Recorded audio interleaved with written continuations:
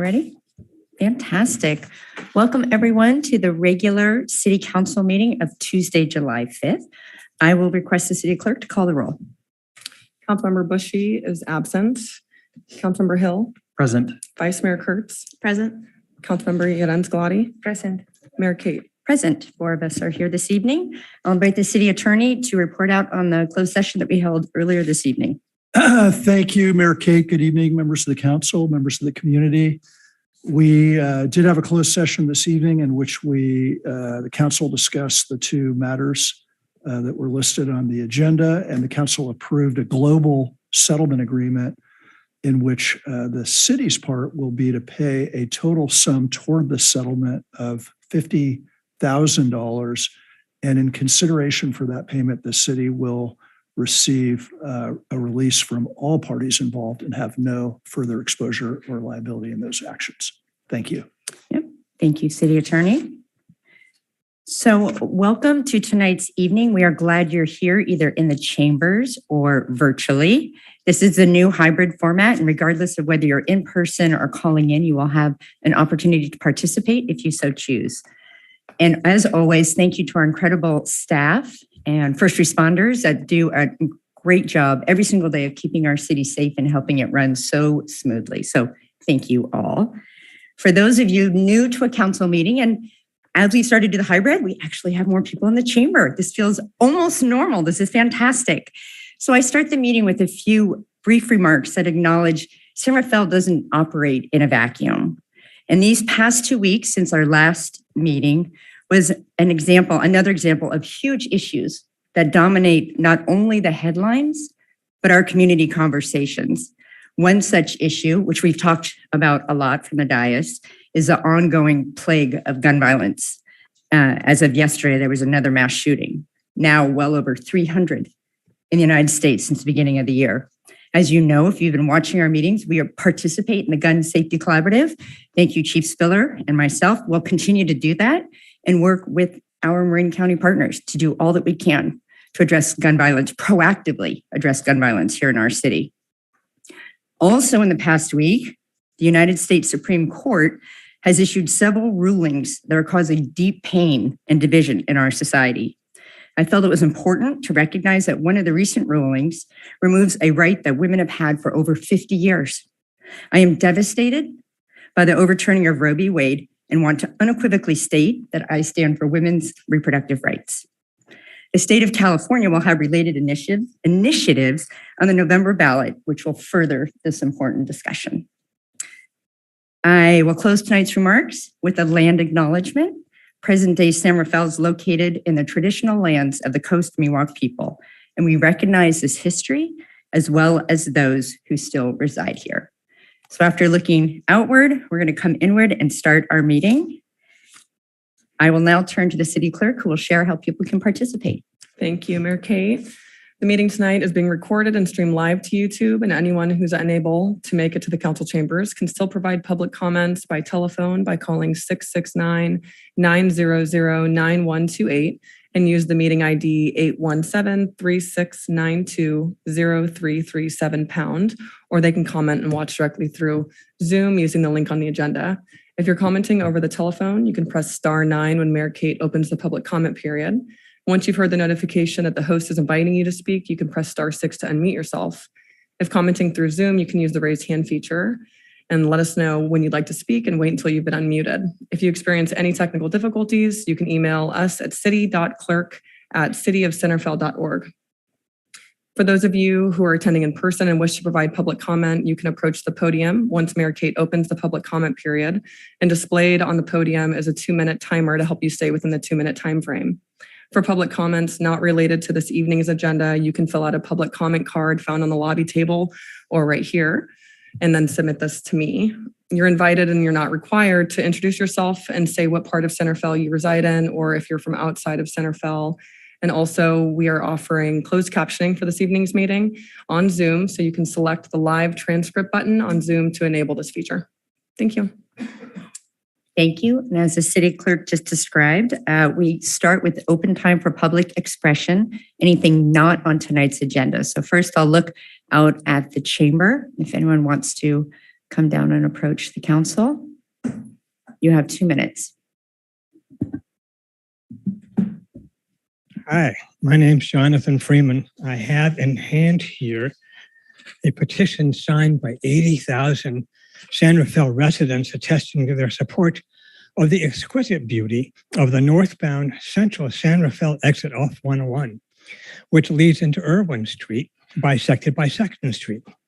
101 bisects our fair city right up the middle, countered by the empty tubes on metal railings, which daily bring 600,000 cubic feet of air from Sonoma to Marin. The petition signers love the stark white temporary concrete barriers on that particular exit.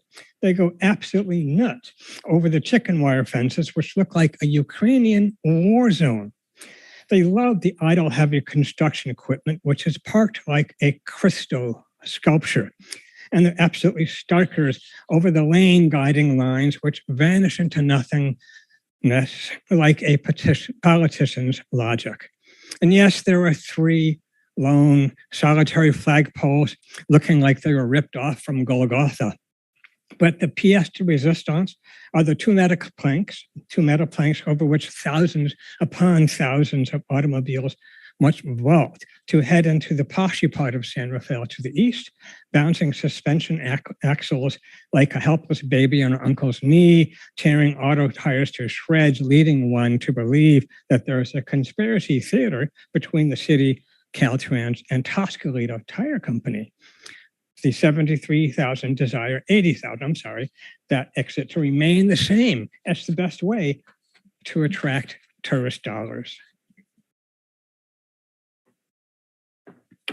Is there anyone else in the chamber that would like to address the council on anything not on tonight's agenda?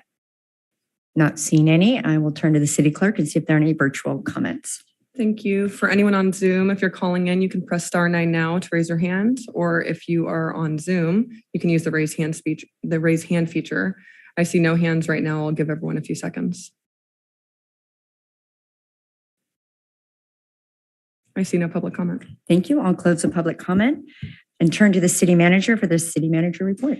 Thank you, Mayor Kate. I'm going to keep my comments very brief tonight. Most of the things that I would want to give an update on are actually on tonight's agenda, so we'll just have those items come up as they are on the agenda.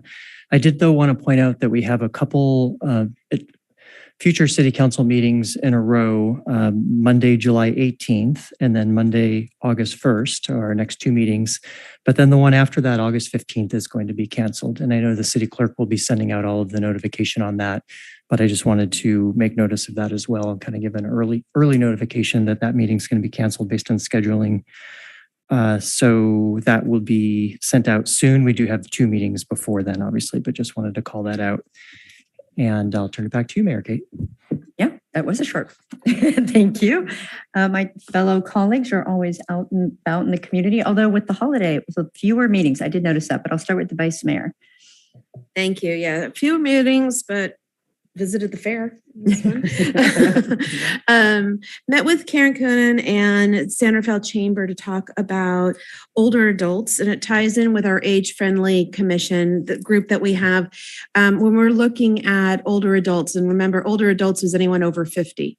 And we were talking about businesses and hiring older adults. So it was a good conversation there. Was able to lead the design review board interviews, and we appointed Michael Alexson to the position. So thank you to everyone who applied for that. It was hard to make the decision there.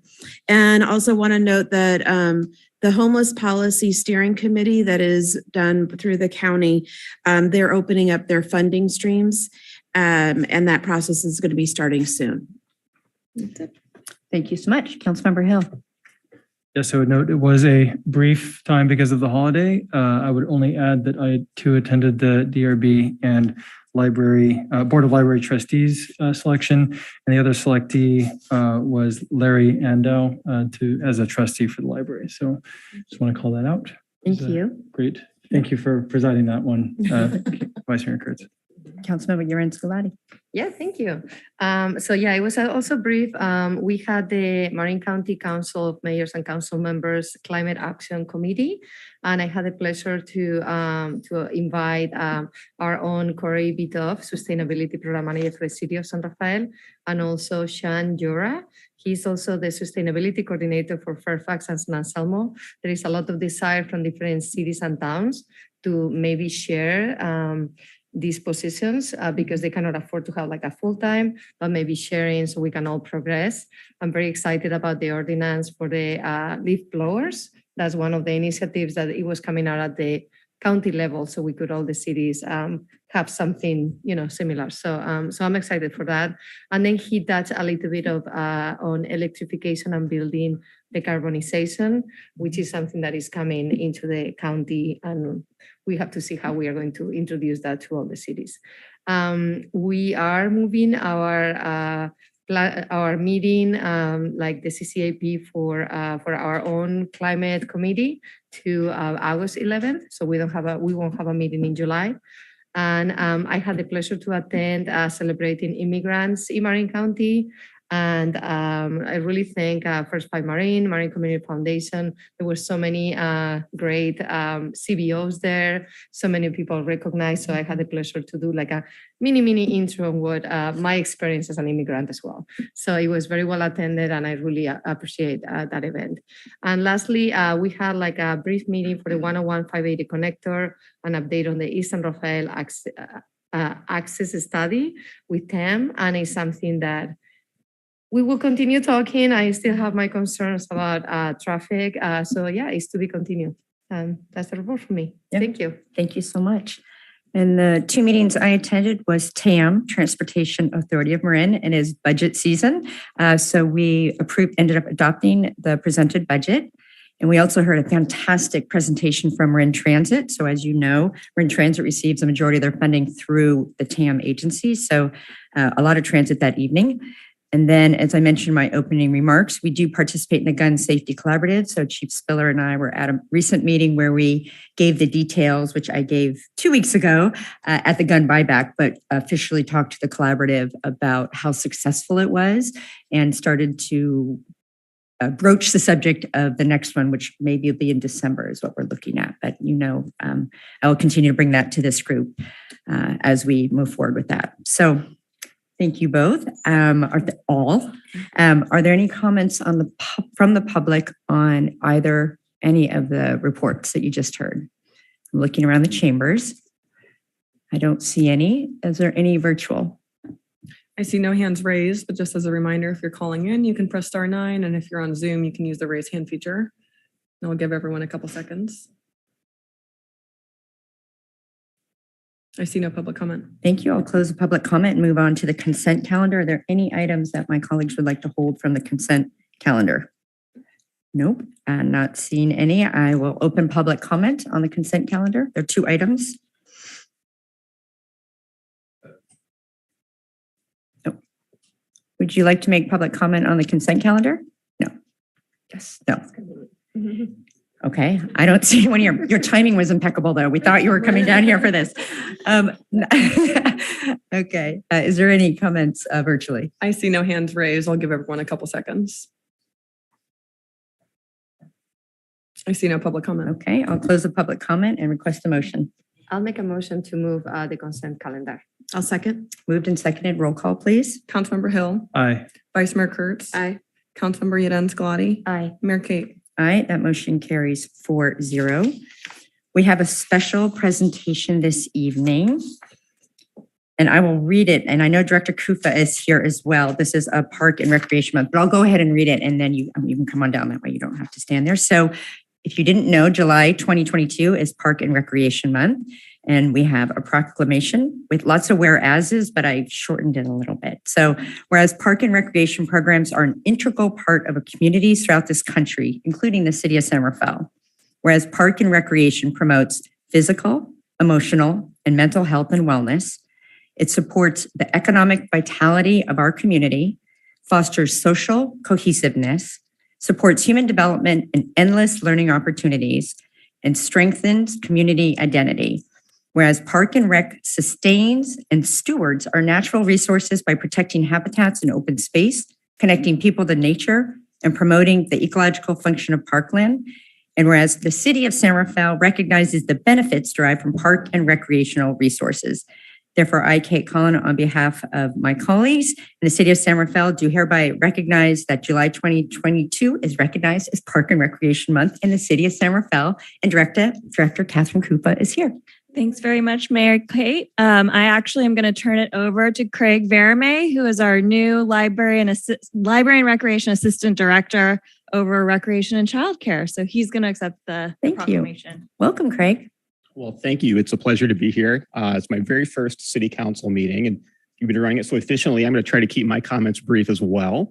But on behalf of the city, I'm honored to accept this proclamation. And I just want to thank you for acknowledging the work that we do with our parks and recreation programs. As you mentioned in the proclamation, parks and recreation programs contribute so much to our city. We connect residents to programs, activities, and services that enrich our community and enhance quality of life. By maintaining 25 parks, 17 playgrounds, 3 community centers, the Falkirk Cultural Center, the Terra Linda Community Pool, 2 community gardens, numerous other childcare centers, fields, open spaces, sports courts, and amenities, we offer San Rafael residents a vibrant place to live, play, and create community. July Parks and Recreation Month has been in place since 1985, and people in the United States have been celebrating this month to promote building strong, vibrant, and resilient communities through the power of parks and recreation, and to recognize the workers and volunteers that maintain our parks. And I just wanted to take a moment to say thank you to everyone in our parks and recreation programs, the Library Recreation Division, as well as our partners in Public Works, April Miller back there for her leadership, and to Catherine for her leadership, as well as to all of you in our community for all the great work that they do to support these really incredible resources. And also want to acknowledge the Parks and Recreation Commission for their work to support our efforts. So again, just wanted to say thank you. I really appreciate the acknowledgement and the proclamation. Thank you so much. Thank you for those comments. And I think we all learned over the last 2.5 years how important our park and rec space is and how staff showed up for the community year after year. So thank you. That was fantastic. Thank you. Is there any public comment on the proclamation? I will open it up to folks in the room. Okay, you guys were all getting it, but you're waiting for the next one. I can see. People at home can't see this. We're okay. I don't see anyone in person. Is there anyone virtually who'd like to comment on the proclamation? I see no hands raised. I'll give everyone a few seconds. And as a reminder, you can press *9 or use the raise hand feature on Zoom. I see no public comment. Thank you. I will close the public comment and now go to the public hearing. We have the first item is the Point San Pedro Road Median Landscaping Assessment District. And I see Director April Miller is joining us. I will turn it over to you. Yeah, thank you, Mayor and Council members, for having me. I'm April Miller, Director of Public Works. I'm here to introduce Stephen Acker. He's the Senior Management Analyst for Public Works. He will present 2 assessment districts tonight. And we also have Al Cornwell, who in the audience to answer any questions. He's assisted the city the last several years on the engineer's report. Welcome. Nice to see you, Stephen. Nice to see you, Mayor Kate, esteemed members of the council. Thank you so much. I'm Stephen Acker. I'll be presenting on 2 assessment districts tonight, specifically the proposed assessment for the fiscal year 2022-2023.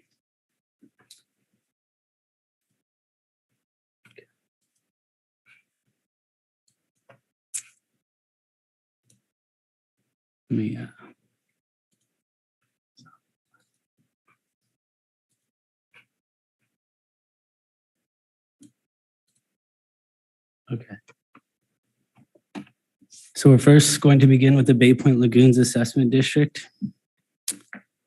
I'll start with the purpose of a lighting and landscaping district, which is colloquially known as an assessment district. Essentially, the purpose of these districts is to fund ongoing maintenance, repair, and improvements of public lighting and landscaping assets within the district. Of course, those assets do not have to be limited to public lighting or landscaping assets. Essentially, pursuant to the Landscaping and Lighting Act, it allows local governmental agencies to form a landscape and lighting maintenance district for the purpose of financing the costs and expenses of all the landscaping, lighting, public areas. For the Baypoint Lagoons, we have 4 ponds and lagoons that are located within the district. And maintenance provided by the district has historically included activities such as mowing around the lagoon, replanting areas with native vegetation, and eradicating exotic plants such as coattails. We are required to have a public hearing to comply with the provisions of the Landscaping and Lighting Act of 1972. This act governs this type of assessment district, and the City Council must approve an engineer's report on an annual basis, which we did at the June 6th meeting. And then after the public hearing, assessments are to be collected by the district and must be allocated and levied annually after this appropriate public hearing, which we're holding today. Those 4 kind of options of what will happen are there for you all to see. It's pretty straightforward. Not going to spend too much time on that. So a brief history. I don't know if you guys... I was going to just say, I don't think the slides are advancing. Sorry about that. Well, I'm No worries. doing the wrong computer here. There we go. Okay. There we go. Perfect. Okay, so yeah, this is just the purpose that I went through. This is something that I should spend a little bit of time on, and why we're holding this public hearing, and what these 4 options can yield after our hearing tonight.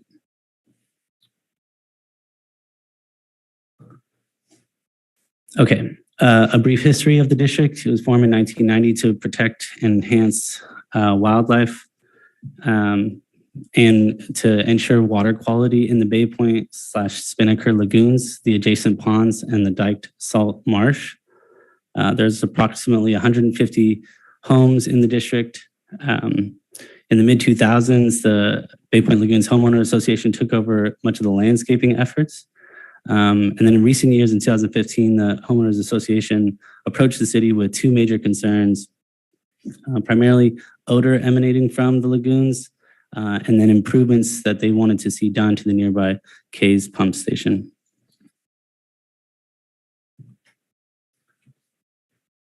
For this upcoming fiscal year, the assessment is going to remain the same. It has remained the same for the previous 30 years. Essentially, it's going to be at $131.44 per parcel. As I said earlier, it's approximately 150 homes. There are several low-cost housing parcels that are exempt from the assessment. And each single-family dwelling unit are assessed for equal payment of the total amount raised.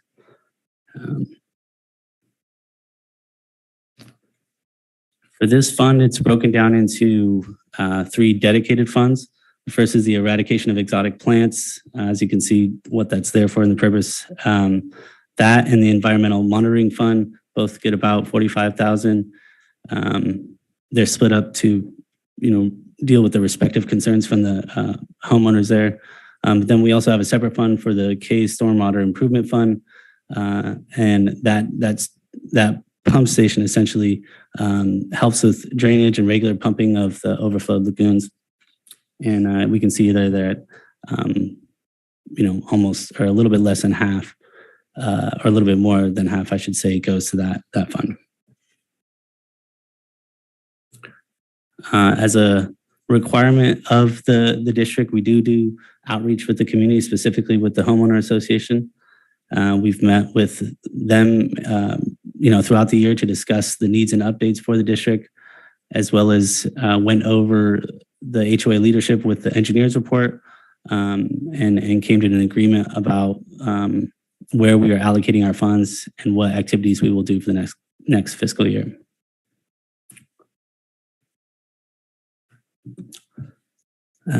And with that, I will present you with some final options. It's essentially to conduct this public hearing and adopt the resolution, and thus ordering the levy of assessments for this upcoming fiscal year. The other option is to not adopt the resolution, which will result in no levy of assessments for this upcoming fiscal year. And Mayor Kate, if I could just add, we will have both the Point San Pedro Assessment District and the Baypoint Lagoons that Stephen just presented. Stephen's going to be doing both presentations We started with 6B and we'll go through this whole item and then we'll go back to 6A and do the Point San Pedro Road medians. Just a clarification on the agenda order. Okay, thank you. So questions on Baypoint Lagoon? Councilmember Hill? So I was reading through the staff report and it talks about a condition of majority protest. And I want to understand how we determine that. I mean, I understand through letters received that there are people in protest, but how do we establish majority protest? It's my understanding that that would be handled through the HOA and we would be able to validate it through them as the citizen committee. I think a majority of the homeowners would have to send letters either on their own behalf or through the HOA to the city clerk and have that recorded prior to us deciding the outcome of this public hearing. Thank you. Thank you. Councilmember Micah, any questions? No questions. No questions. Okay. I will open the public comment on this item. First, starting with folks in the chamber. Yeah, come on down.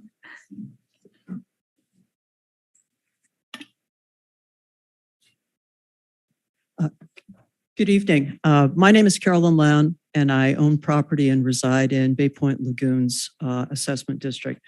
I'm appearing here today not to object to the $131 assessment per parcel, but instead to raise a question of fairness having to do with the allocation of the funds in the district. And I'm asking whether it's fair to include in the district assessment the full costs without apportionment according to the benefit received of upgrading and rehabilitating the Cay's stormwater pump station. That's a municipal facility that serves directly not only the properties located within the district, but also properties outside of the district. The pump station was constructed in the 1960s and it's located outside of the district. I've included with the written comments I submitted to the City Council in advance some maps to help orient you to some of the comments I'm going to make tonight. The pump water station is used principally for flood control and stormwater management, and it provides services directly to the Baypoint Lagoons development, which is located fully within the district, as well as to the Spinnaker Point development, which is located completely outside of the district. Stormwater from both of those residential developments flow through storm drains in neighborhood streets and then on to the West Lagoon. After residing in the West Lagoon, waters then are pumped by the pump station through a culvert out to an outfall to San Pablo Bay. These functions directly benefit not only the residents who live within the Baypoint Lagoons neighborhood, but also those who live in the Spinnaker Point development. Importantly, however, the Spinnaker Point development is not part of the district, even though the south side of Spinnaker Point fronts directly onto the West Lagoon and the development stormwater drains flow directly into it. Stormwater management activities occurring elsewhere in San Rafael generally are considered to be municipal services and are paid for through property taxes and the City of San Rafael Clean Stormwater Activity Fee. The district, however, was formed under If you can wrap up your comment for your 2 minutes. And we did receive what you had sent, but if you could just wrap up.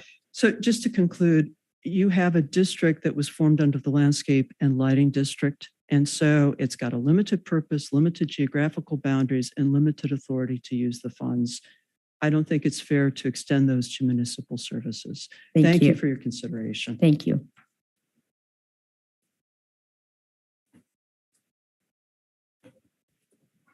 Good evening. My name is Dave Bonfilio. I live on Catalina Boulevard. I have lived there since 1992, so I've been paying this assessment since 1992. I'm also currently the president of the Baypoint Lagoons Homeowners Association. I'm rising tonight in favor of continuing the assessment and working with the city on the future plans for the district and the use of those funds. I'm looking forward to working with April Miller, the new Director of Public Works, who I just met tonight. Bill will be missed, but he's been a good partner to us. So again, I'm in favor of the resolution. Thank you for your comments, Dave. Any other members of the public that in person Not seeing any, we will go to the virtual. I do see a hand raised, but before I let them speak, I just wanted to remind everyone that if you'd like to provide public comment, you can call in and press *9, or you can use the raise hand feature. I do have a couple of hands raised. Okay.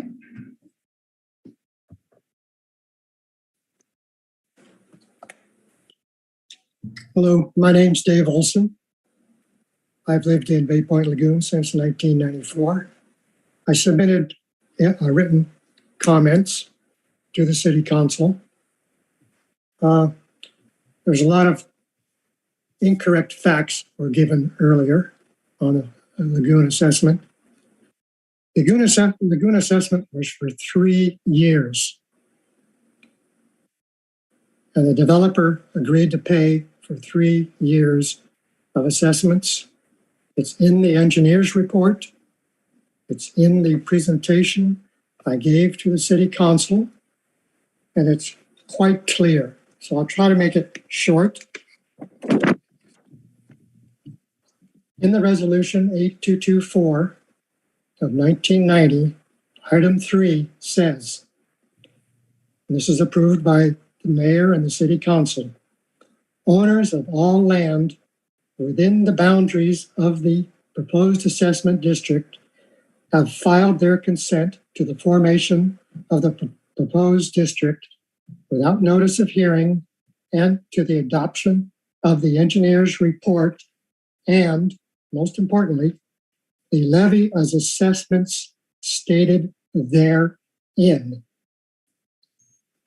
Included in that engineer's report, Part B,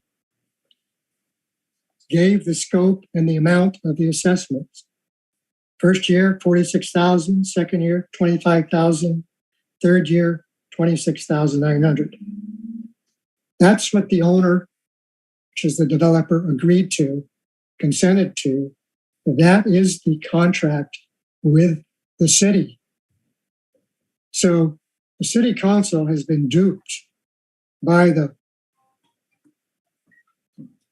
Thank you, Mr. Olson. We did receive your email prior to tonight's meeting.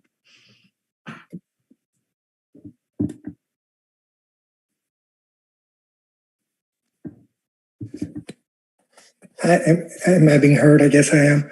It's Joe Simmons, and I live in Spinnaker Point, and I did send in my comments. The East Lagoon, of course, is something that's of great concern to us, and I see nothing in the engineer's report relative to any maintenance on it. So I'd love to have an update at some point. And also would like to find out whether or not the inlet has been clogged again because we're getting no fresh water in the lagoon. Thank you. Thank you for your comments.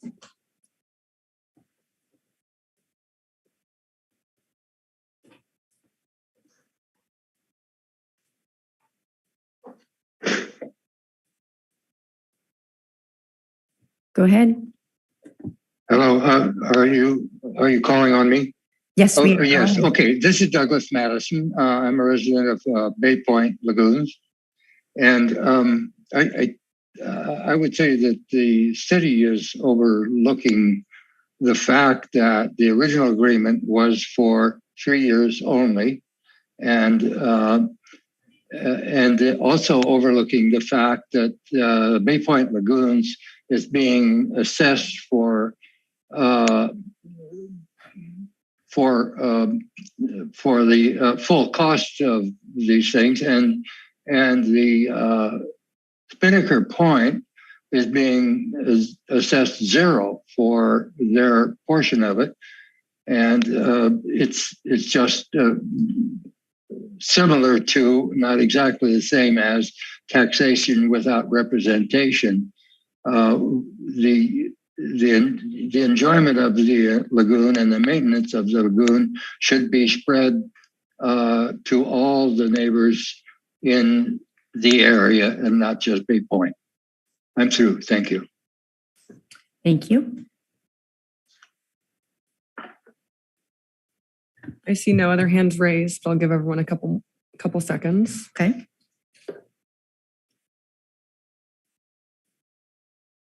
We do have a hand raised, but you've already had your 2 minutes. There seems to be no further public comment. Thank you. I will close the public comment and bring it back. And Stephen and or Director Miller might have insight on this. So I heard several questions and maybe the city attorney will probably weigh in. So the questions were, the 5 that I heard was allocation of funds regarding the stormwater pump station when this was a landscape lighting assessment. So asking for clarity around that.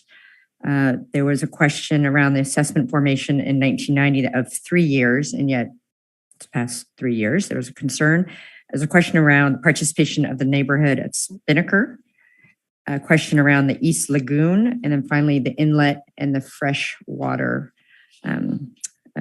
opening of that spigot. It's not really a spigot, a pipe, I guess. So I don't know what order you want to take those in, but we'll start with those, and then there might be additional questions from the council. Okay, I'm going to answer them in the order I have them listed. Okay. So, Okay. So as far as the intake pipe that's going to the East Lagoon, that has been cleared. Right now there's white algae. It's actually the algae dying. So that's why it looks like it's a different color. It's no longer green. It slowly dies and then disintegrates into the water. And that happens every year. Let's see. And then also as far as Mr. Olson and Douglas's remarks, we previously discussed with the city attorney's office in regards to whether we can continue the assessment. And we sent a response previously, and we've reviewed the current documentation we received, and we still feel that we can continue the assessment. So that hasn't changed from our previous response in prior years. And then in regards to, I've got the pump station. So the pump station, there's a few things that the upgrades are. One of the upgrade is to have a quicker response to recharge the ponds so that the smell is reduced. And that's the main feature of the pump station improvements that are being requested. So right now our crews have to go down and manually turn them on to recharge the pumps versus the improvements would actually just be a button to do it in the office. So it would be faster timing. So it's related to the smell and trying to recharge the pumps, which is related to the assessment district. The city can continue to work with the homeowners association and the assessment district to talk about the pump stations and what improvements we want to do and kind of review that over the next year so we can report back to city council on what we've come up with in regards to the pump stations. Thank you. Mayor Kate, may Yes. I add a comment, Yes, please do. Specifically with respect to Mr. Olson's comment, our office sent a 6-page letter to him on July 17th, 2020, when this matter was last before the council, I believe. And as our new Public Works Director just stated, our position hasn't changed. We disagreed with his suggestion that the term of the district was somehow limited to 3 years. We cited a number of reasons there. He's familiar with it because we sent this letter to him. Council was copied on it at the time, but to just quote the conclusion of our letter, it has been and will continue to be our advice to the city that the Baypoint Lagoons Landscape and Lighting Assessment District was validly created as an ongoing assessment district and that the city should continue to impose annual assessments as it has done for the past 30 years, and that would be 32 years now. Thank you. Thank you, City Attorney. Okay. Any additional questions? Yes, Councilmember Hill. Yes, with respect to the comment on fairness for allocation, is that a matter that council would adjudicate, or is that something inside of the assessment district that would be determined as far as fairness? Councilmember Hill, I'll ask April to jump in if I have this incorrect, but my understanding is that the amount of funds that are set aside right now through the assessment district are not nearly enough to be able to do the actual improvements. So it's kind of, we're working towards being able to have enough funding. So it's not work that's imminent. So we're more than happy to work with the homeowners association with the district through the association and talk about what makes the most sense because we've got some time to build that together. So we're happy to take a look at that. I don't think that affects your action tonight in terms of setting the fee, but we'd be happy to work on that with the residents and then report back to the council. Thank you. Thank you. Additional questions? No, I had the same question that Councilmember Hill, so thank you. Okay. So if there are no further questions, I would entertain a motion on this item. I'll make a motion to approve resolution confirming the engineer's annual report for the Baypoint Lagoons Assessment District and the assessment diagram connected therewith, and ordering the levy and collection of assessment for 2022-2023. Thank you. Second? Moved and seconded. Roll call, please. Councilmember Hill. Aye. Vice Mayor Kurtz. Aye. Councilmember Yedan Scalati. Aye. Mayor Kate. Aye, that motion carries 4-0. So we will go back to 6A, which is the Point San Pedro Median Landscaping Assessment District. Stephen, I'll turn it back over to you. Perfect. Thank you.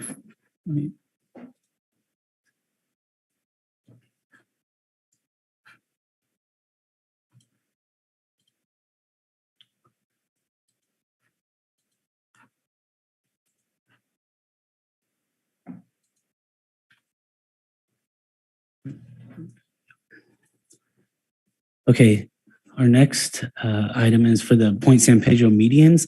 This is also a lighting and landscaping assessment district that we're holding a public hearing upon tonight to discuss the proposed assessment for the fiscal year 2022 and 2023. Again, this is just a purpose slide to explain to everybody the purpose of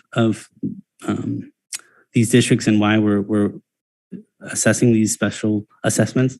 It's to fund ongoing maintenance, repair, and improvements of certain landscaping assets within the district. As we had discussed before, why a public hearing to yield these four options that we have before us. Okay, the Point San Pedro Medians Assessment District was formed in 2011 to repair and maintain 29 medians across eastern San Rafael, across Point San Pedro Road. That nice, pretty picture on the right there is an example of a very well-maintained median that is funded and maintained by contractors in conjunction with our park staff. And they extend across all of Point San Pedro Road, and they're just a vast improvement upon what was there previously in 2011 and before. Essentially, these medians extend from San Rafael High School to the east end of Peacock Gap. And both city and county, city incorporated and county unincorporated properties are assessed as this part of this district.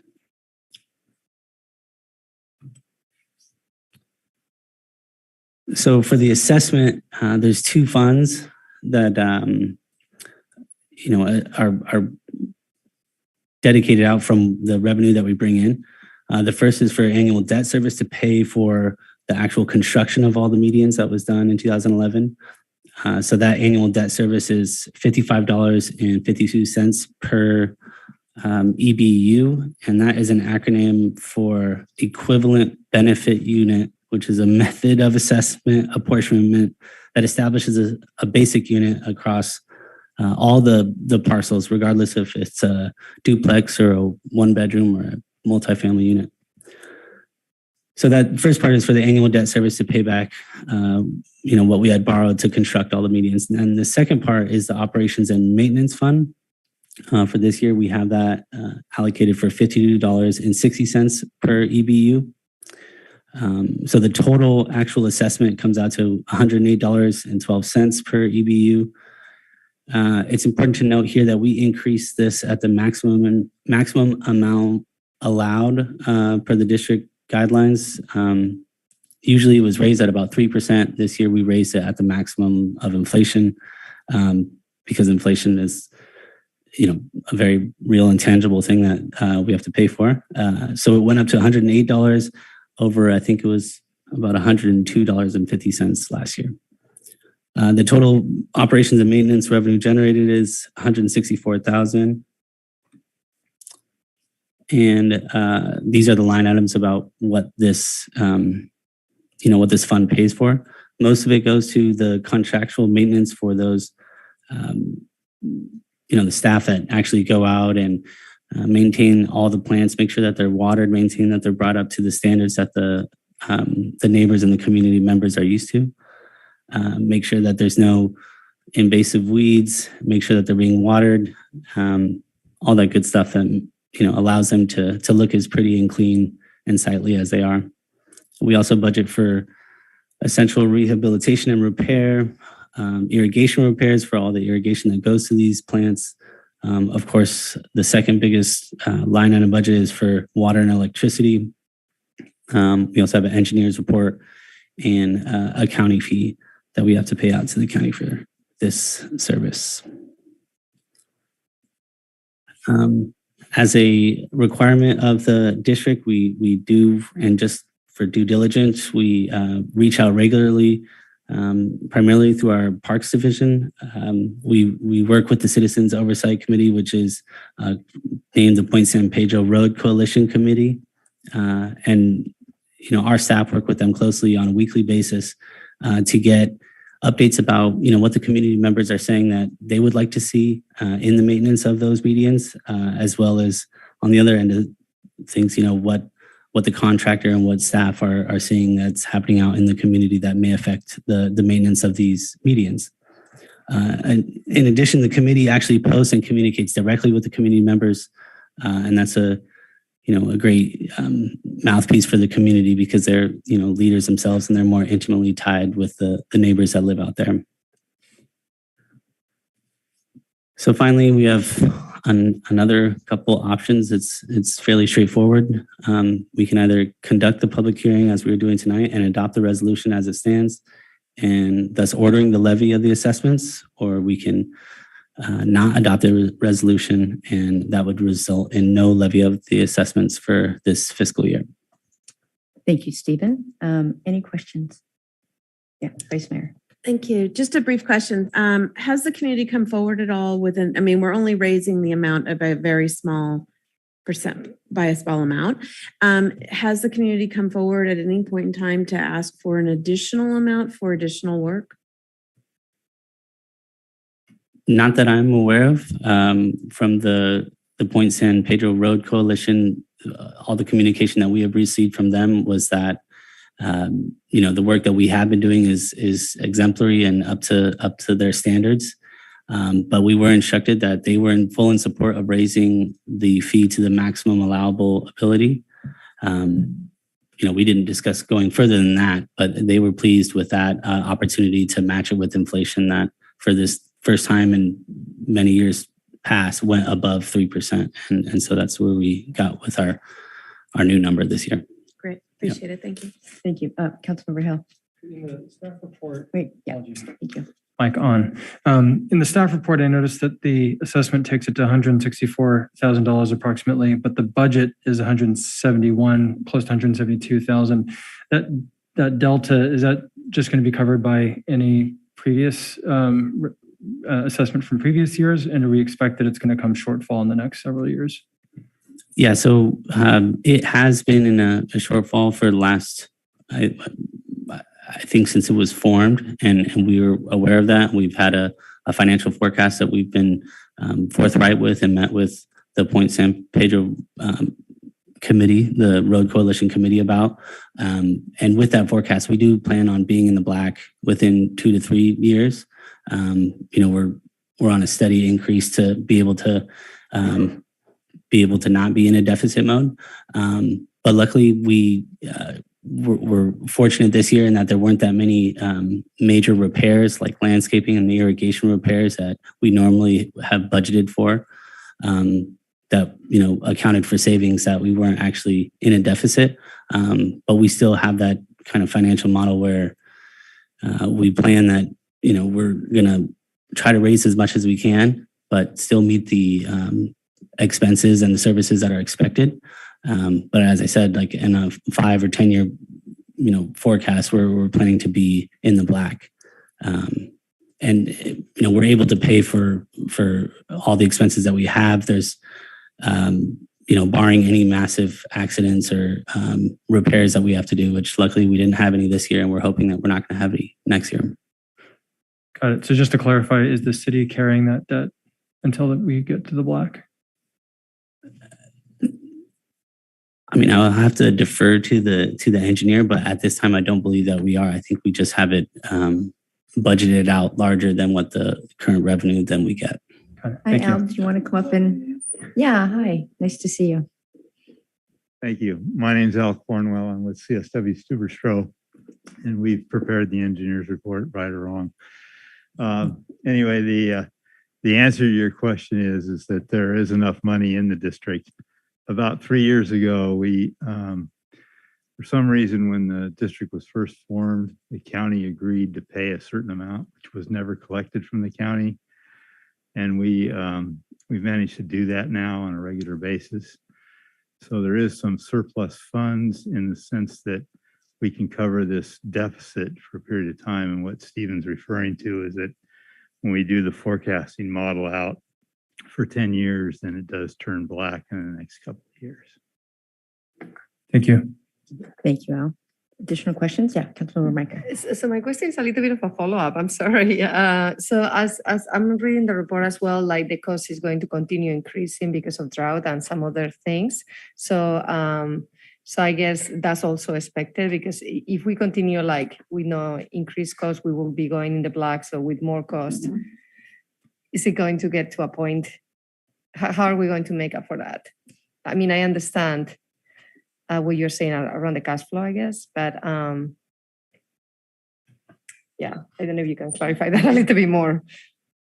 Well, I'm not quite following you, but I think the answer is this, that, you know, it's anybody's guess what's going to happen in the future, so we can't predict that. But based on one of the things that we've done over the past couple of years is take care of the maintenance out there in a much higher level than it was before.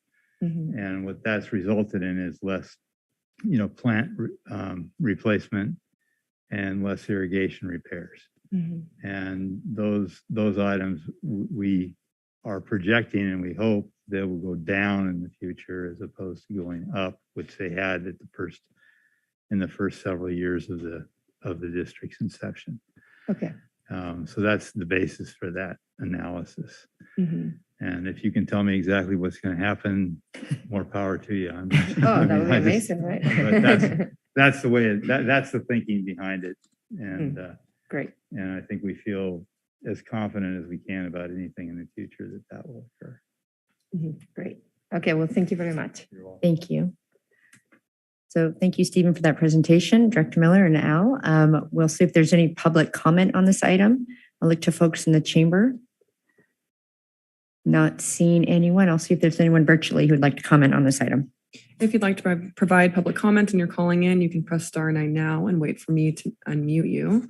You'll need to press *6 in order to unmute. And if you're on Zoom, you can use the raise hand feature. I do have a hand raised.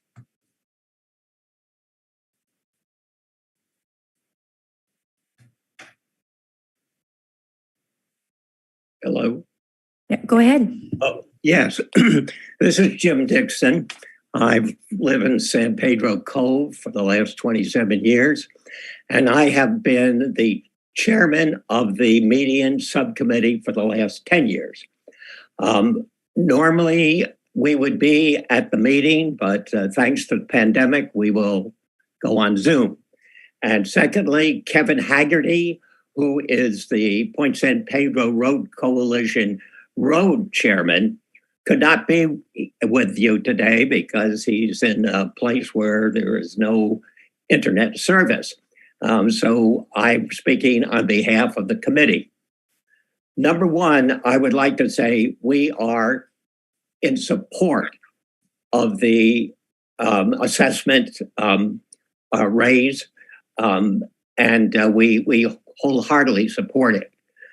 But more importantly, we would like to express our deep satisfaction and appreciation for the work of the Department of Public Works. Bill Guerin, who was a former Department of Public Works until July 1, I guess, of this year, was outstanding in working closely with us.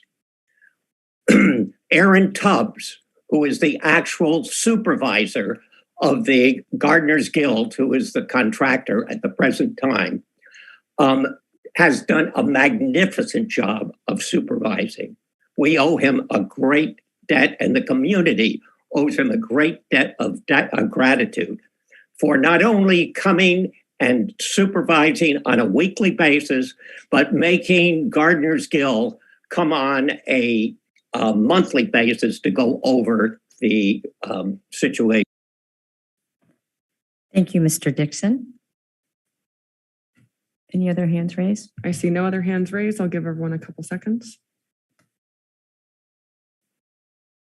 I see no public comment. I will close the public comment and reiterate how much we appreciate the work that Mr. Dixon and Mr. Haggerty have done, because the collaboration takes both sides and they have been there since the beginning. And really that partnership has been incredible. And of course, we always agree with any praise of DPW, of Bill and Aaron. So thank you, Mr. Dixon, for calling in.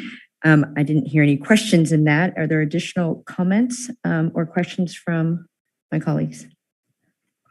I'll just make a comment that I'm sure that at the time when these assessments were being formulated, it was not easy. So thank you for, by the time it got to us, it feels very, and the partnership with the Public Works and with the community is huge. It makes it almost seem like we could do this anywhere. Yeah. But I'm sure there's a lot that goes involved with it. So appreciate it.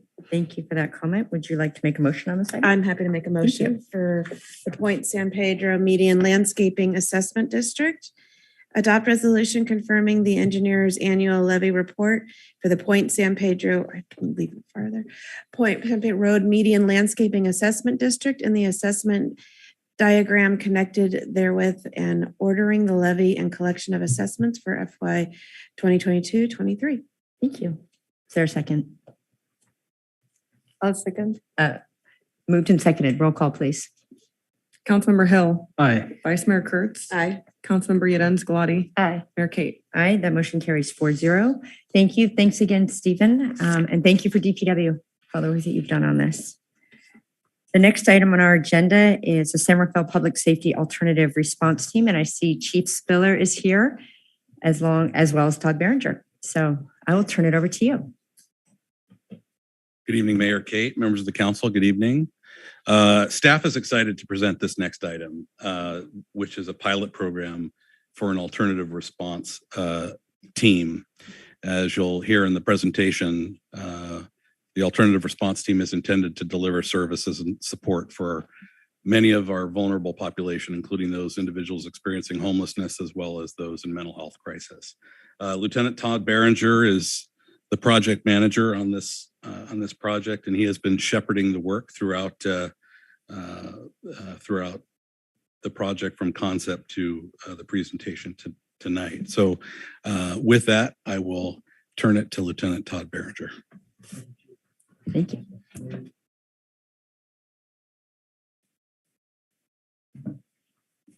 Thank you. Over the past several years, there has been an emerging practice nationally to replace traditional law enforcement responders to 911 calls involving people in crisis with social workers, mental health counselors, and medical staff.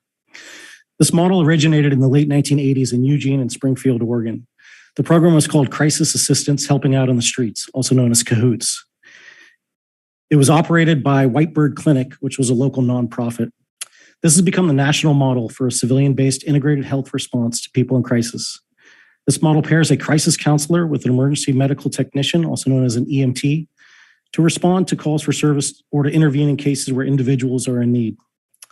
CAHOOTS was unique in that it proactively met with people in the community and did not wait for people to seek out social services. They are now operating in their 33rd year, effective yesterday. Individuals in these situations are often involved in public safety calls for service, which represent a growing number of calls on police and fire. This impacts the police and fire response times and the service delivery throughout the community. The CAHOOTS model was proven or has proven to alleviate first responders' call volume associated with special and vulnerable populations. In January 2022, the city hired a consultant, Ben Adam Clymer, who was a former CAHOOTS counselor and administrator. Through a collaborative process, Ben Adam Clymer was brought in to evaluate the city of San Rafael, the city of Novato, and the county's Behavioral Health and Recovery Services Division's response to people in crisis and make recommendations to enhance the service delivery. Currently, there are several different entities throughout the county that provide variations of crisis interventions. Most notably is Marin County's Behavioral Health Mobile Crisis Response Team. The Mobile Crisis Response Team is comprised of 2 licensed clinicians that are available countywide to respond to mental health related calls for service. Their capabilities include the ability to initiate an involuntary 5150, mental health hold, or other crisis intervention, stabilization, or linkage to the appropriate community-based service. They are an invaluable asset and are extremely effective when they are available. They're a great partner. They help divert clients from the criminal justice system and emergency room visits. Another outreach service is through Community Action Marin's care team. This team is comprised of trained peer case managers who conduct wellness checks, bring people food, socks, or sleeping bags, or transport to detoxification centers, homeless shelters, or to the hospital until the clients are ready and receptive to accessing services, and ultimately with the goal of trying to get housed.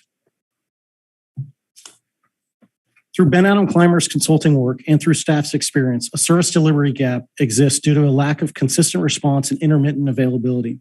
Novato PD and the Marin County Sheriff's Office also expressed experiencing a similar service delivery gap. As a result of mobile crisis unavailability, the calls for service have fallen back on police and fire to intervene. The mobile crisis responders manage a significant call volume, and their geographical service area covers all of Marin by one team. Additionally, the team triages the calls for service and then responds as needed. The county is working on increasing staffing levels and improving their call intake and dispatching capabilities. There are plans to add 2 new crisis specialists and 2 new dispatchers to their team in order to decrease their response times and help triage the calls for service. Community Action Marin team's primary focus is transitioning homeless clients to a care system, mental health services, or housing programs. They are not integrated with public safety calls for service and do not have the capabilities to do crisis interventions similar to mobile crisis response teams. Staff is proposing developing an alternative response team for mental health crisis interventions, homeless services, and support. Crisis Consulting's analysis recommends the team is managed through a local nonprofit or community-based organization. The 2-person team would be comprised of both an emergency medical technician or EMT and crisis counselor. The team would operate out of a van or repurposed ambulance and work 12 hours per day, 7 days a week, with the potential to expand to 18 hours per day based on the call volume, success of the program, or participation from other cities.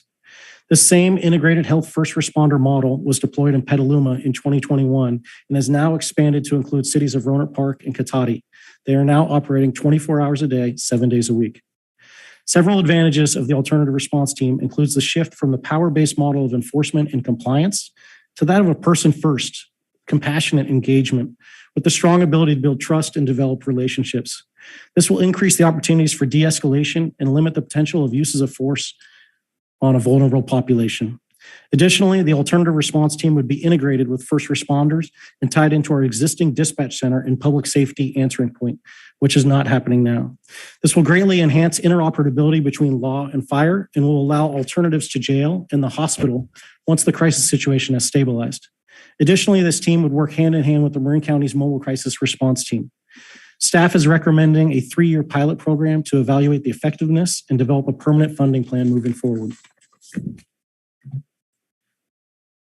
So the alternative response team capabilities, they can include anything from responding to transporting intoxicated subjects to detoxification centers, welfare checks where no crime is suspected, mental health evaluations and transports to Unit B, counseling, support, and interventions for suicidal subjects, emergency shelter resource and dealing with maybe unwanted sleepers on private property, non-emergency medical evaluations, transports for non-emergency medical care, such as to a pharmacy to pick up prescriptions or to doctor's appointments, counseling during emergency death notifications, or other calls, such as maybe juveniles beyond control. And there's a lot of low-level offenses that the police typically handle now that would come up that we could use this team to divert to. And according to Crisis Consulting's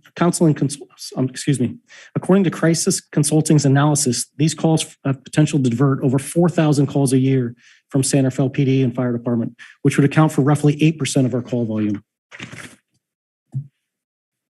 Here's a chart that kind of lays out the different services that are provided throughout the county to this vulnerable population, everything from food and water, clothes and blankets, different transportations, whether it's to the hospital or to Unit B, case management.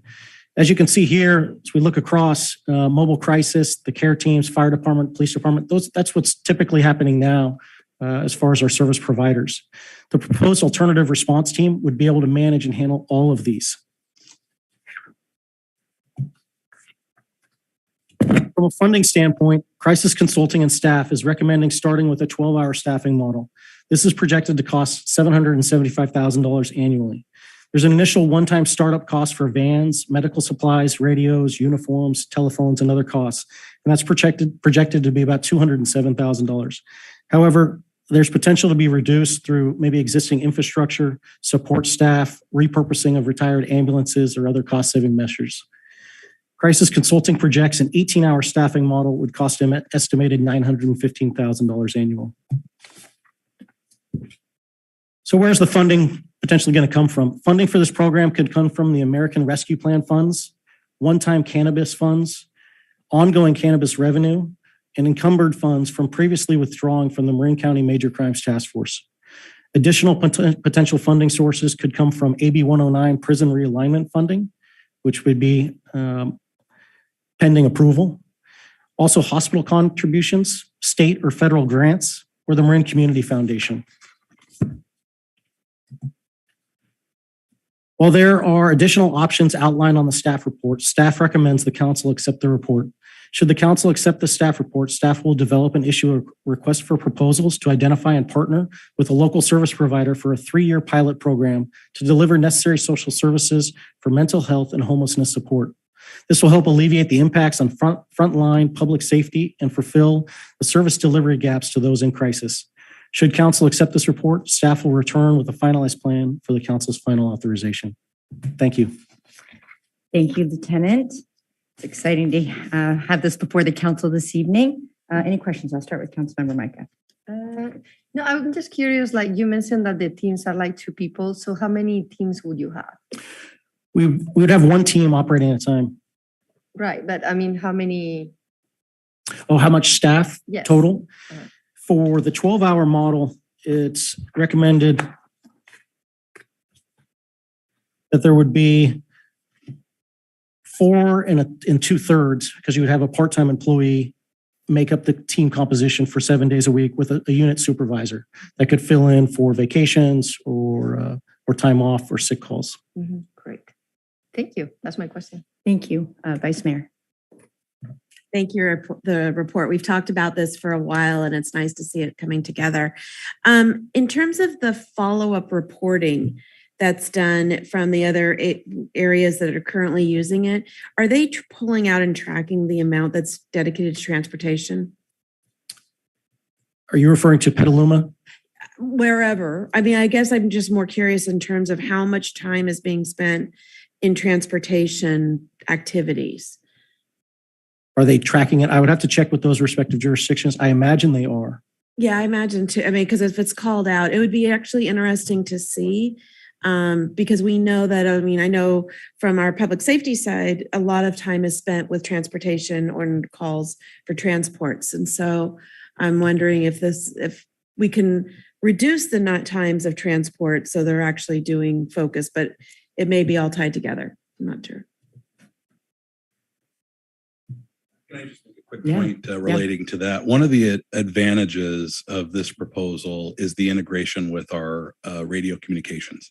So if we had the alternative response unit transporting to a medical facility, as an example, they're on our frequency and we can find out what their ETA to clear is, what their estimated time to return to the city is, those types of things. So where we currently have some challenge not knowing what the status of mobile crisis is, as an example, we would share a radio frequency and have like a direct access to get the team back to town. Right. So we would be able to mitigate a lot of the potential downtime. Great. Thank you. In addition, they would be attached to our computer-aided dispatch center. So they'd be able to see it virtually through the computer on the status of where they're at. Great.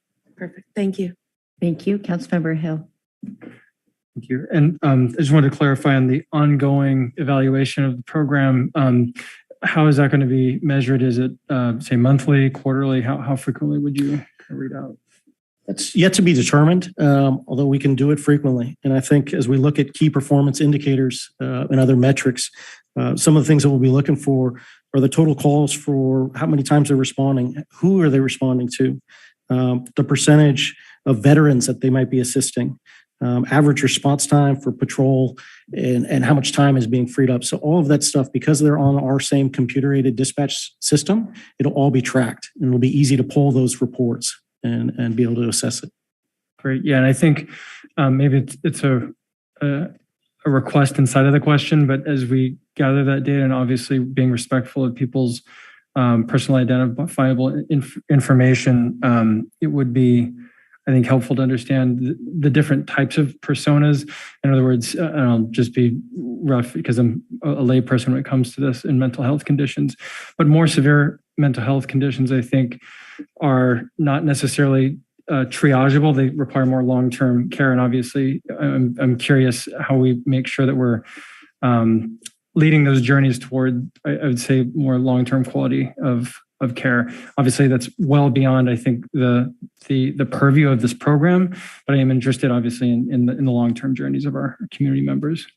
And I think the collaboration is going to be key if this unit is stood up, and between the patrol division to our special operations unit and mental health liaison, but also with our crisis stabilization units, our hospitals, maintaining that communication with mobile crisis response team, and talking to Mill Street shelters and making sure that we're really being inclusive and gathering our stakeholders. Great, thank you. And then I had a very small question, and it said 12 hours, and I was reading in the staff report, it indicated that we currently tend to see calls start at around 6 a.m. Would that lead to conclude that we might start at 6 a.m. or it would depend that we might have reasons not to start at 6? So as Ben Clymer looked at the calls for service, a majority of them happen after noon to midnight was the bulk. However, there are calls that originate 8, 7, 9 o'clock in the morning. I think we would look for a sweet spot between maybe an 8 to 8. But this is something where I think we'd want to talk to mobile crisis response team and evaluate their hours, and maybe we could supplement the hours with them. Great. Thank you. Thank you. You had a follow-up question? I do, and it's sort of along the same line with the hours, because the report, which was really interesting, was talked about a 9-hour shift. It talked about a 12-hour shift to the need of an 18-hour, but said not 24. And I was sort of curious of why you wouldn't, not necessarily, obviously not the same people for 24 hours, but why would we not consider ever a 24-hour clock around that? And I don't think we would ever say we wouldn't do it. I just think we see a significant decrease in between 3 to 6 in the morning, where, or in that time frame where our calls drop off tremendously. It's not that we couldn't do it. Petaluma and Cotati and Roanoke Park are staffing it, and this is where, as if there's potential to expand, maybe instead of 2 teams operating in 2 different cities, you drop down to 1 team that has greater coverage. And I believe that's what they're doing in Petaluma and Roanoke Park and Cotati, is that they'll have 2 teams and then drop down to 1. Vice Mayor Kurtz, if I could add on to that, this is a program that we're really excited about at the staff level as well. But it is a new service. It's not something that we're doing today, and it's not something that we could just take on through our general fund right now and pay for. So I think part of the reason why we're suggesting a pilot is because we do want to see what works, what are the hours. I definitely could see this being a 24-hour program at some point, but it was pretty difficult to cobble together the funds from various places just to get to the 12 hours to begin with for the pilot program.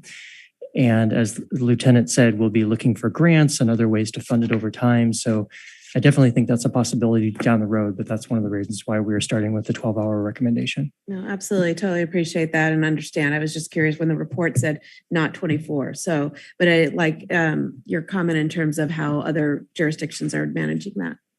Appreciate that. Thank you. Thank you.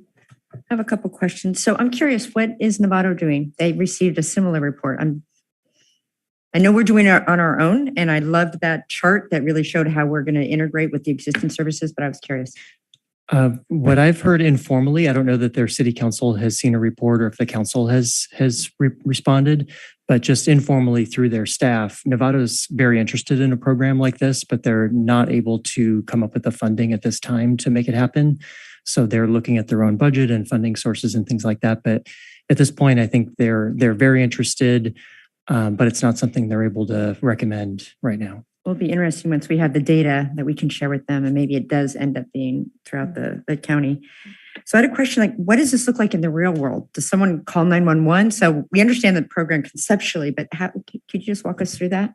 Yes, everything from 911 to our non-emergency line, those calls are coming in anyway. So it's now just diverting those calls to this alternative response team rather than having a patrol officer or the paramedics in an engine role to do an assessment on maybe a subject down, breathing is confirmed. Well, really, that's maybe just a sleeper on the sidewalk. So now you're taking an ambulance out of service to go down and check on a sleeper who is breathing, who is just sleeping maybe on the sidewalk. And if we had an alternative response team, it's now freeing up that ambulance to handle priority calls, and along with the same two-person officers or two officers. So for our community, it's the same behavior. We always encourage people to call 911 if they see something that doesn't look right. That's Everyone's correct. nodding their head. Okay. I was very interested in the AB 109, the offset, because there were some big dollar offsets there. Is there something that San Rafael can do to urge approval of those dollars? I wasn't sure that was just one line, but it was significant money. So is there advocacy that we can do? There's an oversight committee, the Community Corrections Partnership for Marin. There's an executive committee. Your police chief is a member of that committee, and there's a working group that has vetted the requests. Okay. So San Rafael has officially made a financial request to that body. They have yet to meet. They're meeting later in July. So we'll find out whether that funding will be available. There is some question about if San Rafael gets a big allocation, will Novato come up behind them or whoever, and will there be enough funding? So the alternative to our ask is a lump sum that the Marin County chiefs will share toward a solution like this. So it's it's a law enforcement kind of committee, as it were. That Yeah, does so this AB allocation. 109 is the prison realignment Okay. legislation that allocates funding for services and programming for previously incarcerated individuals and programs like that, job retraining, reentry, those types of things. Is that similar to the dollars that come through the probation department? Because The probation department manages those funds. Okay, so it's the same pie. Yeah. Okay. Well, if there's anything we can do to show our support of this, thank you, Chief. Okay. So we might have further questions after we hear from the public, but let's open up the public comment. So if there's anyone in the chambers that would like to comment on this item.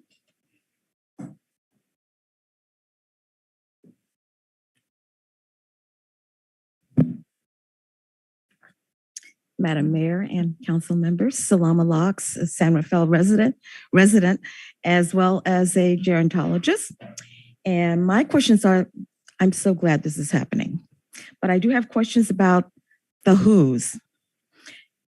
In the staff report, there was a mention of the team was mentioned as being paraprofessionals. We're talking about career counselors for the mental health piece. What kind of personnel are we talking about? Yeah. Also, it said a medical certification, such as an EMT. Are we going to have an EMT or someone like an EMT? So that I thought needed to be clarified a little bit more for me, as well as those that are, especially the medical focused person, knowing about older adults as well. And wanted to know if this is just, does this include the unincorporated areas of San Rafael, or just the incorporated areas of San Rafael?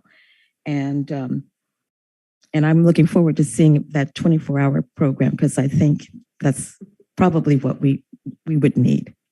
Thank you. Thank you, Dr. Locks. Well, yeah, we'll answer the questions after.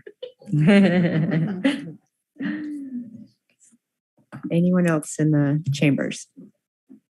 Okay, not seeing anyone. Is there anyone virtually who'd like to comment on this item?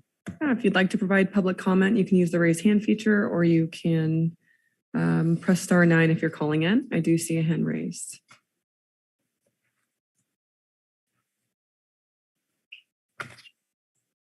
Yeah, this is John Reynolds. Do you hear me?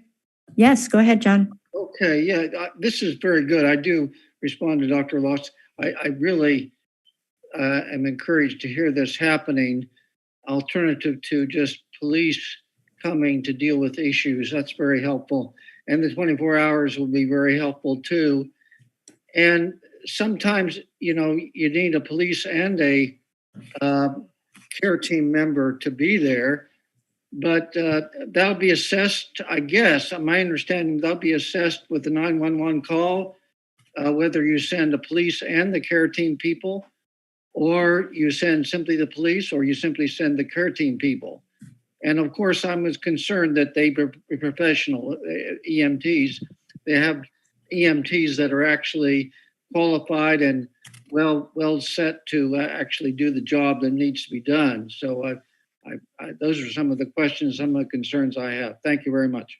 Thank you, John. I see no other hands raised, and I'll give everyone a couple of seconds. I see no further public comment. Thank you. I will close the public comment and come back. So the questions we heard was who is providing the actual service? Is it EMT? What are the requirements? Incorporated and unincorporated? And then how is it assessed by dispatch? To answer the who, from a crisis counselor standpoint, these are not licensed clinicians. There's a big distinction there. Ideally, we're looking for somebody with about 2 years work experience or more. Someone who has also maybe has some education, formal education in dealing with people in crisis. And we would also look for, as far as the EMT, yes, that's ideally is an EMT to handle the medical piece of. Yeah. So actually, let's go ahead and just expand upon the question or and answer. The next question was as far as triaging and who makes the determination. Not only will it come from dispatch, but also a patrol supervisor would make the assessment, specifically if weapons are involved in the crisis call. We'll definitely be sending an officer. If there are other concerns, we can always send the officer and they can break away once the situation is stabilized. And that's what we currently do with our mobile crisis response team. And then around unincorporated versus incorporated. So this is a City of San Rafael program. We'd be starting with City of San Rafael. However, much like in law enforcement where we have mutual aid requests, if mobile crisis asked us because they were busy to go maybe to Southern Nevada or to Central Marin's jurisdiction, I think it would be reasonable, similar to how we do it now, especially if we look to partnering cities where they're also engaged in this and they have additional funding through AB 109, then I could see that we would definitely go to other cities on a mutual aid request. That could be a slippery slope. So I have more to say on that one. Just if I could add on to that quickly, the mobile crisis unit and the care teams are both countywide. So they're serving unincorporated areas now and would be in the future. We are focused at this point as if it would be where we dispatch San Rafael police officers to, through the same incorporated area. I did though want to add though, just to clarify that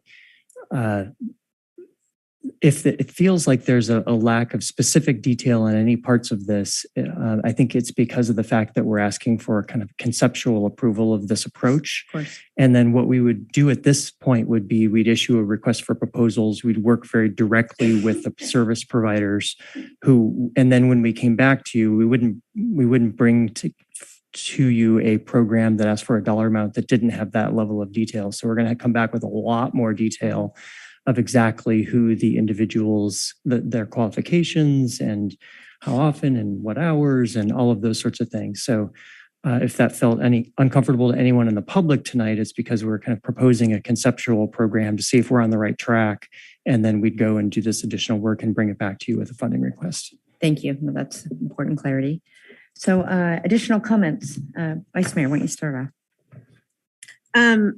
I know this pilot will be very successful. Conceptually, it makes tons of sense because we've been talking about for years, it's been years, right?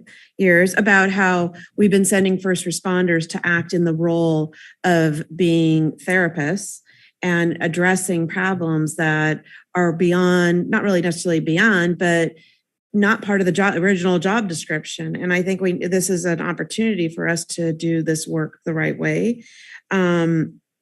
I think that we will get the additional funding. I think we'll get more funding and and we will be able to increase the time, but I think it makes a lot of sense to start small, or I guess smaller or reduced number of hours so we can get it right and then go from there and expand. So it's nice to know that we have the option to keep going farther and expanding this. I would like to make sure we are really focused on San Rafael and the work that needs to happen here. So I think obviously conceptually it makes perfect sense, and I'm looking forward to having that partnership and having it be part of the work that we're currently doing and now assigning the right resources to the right place.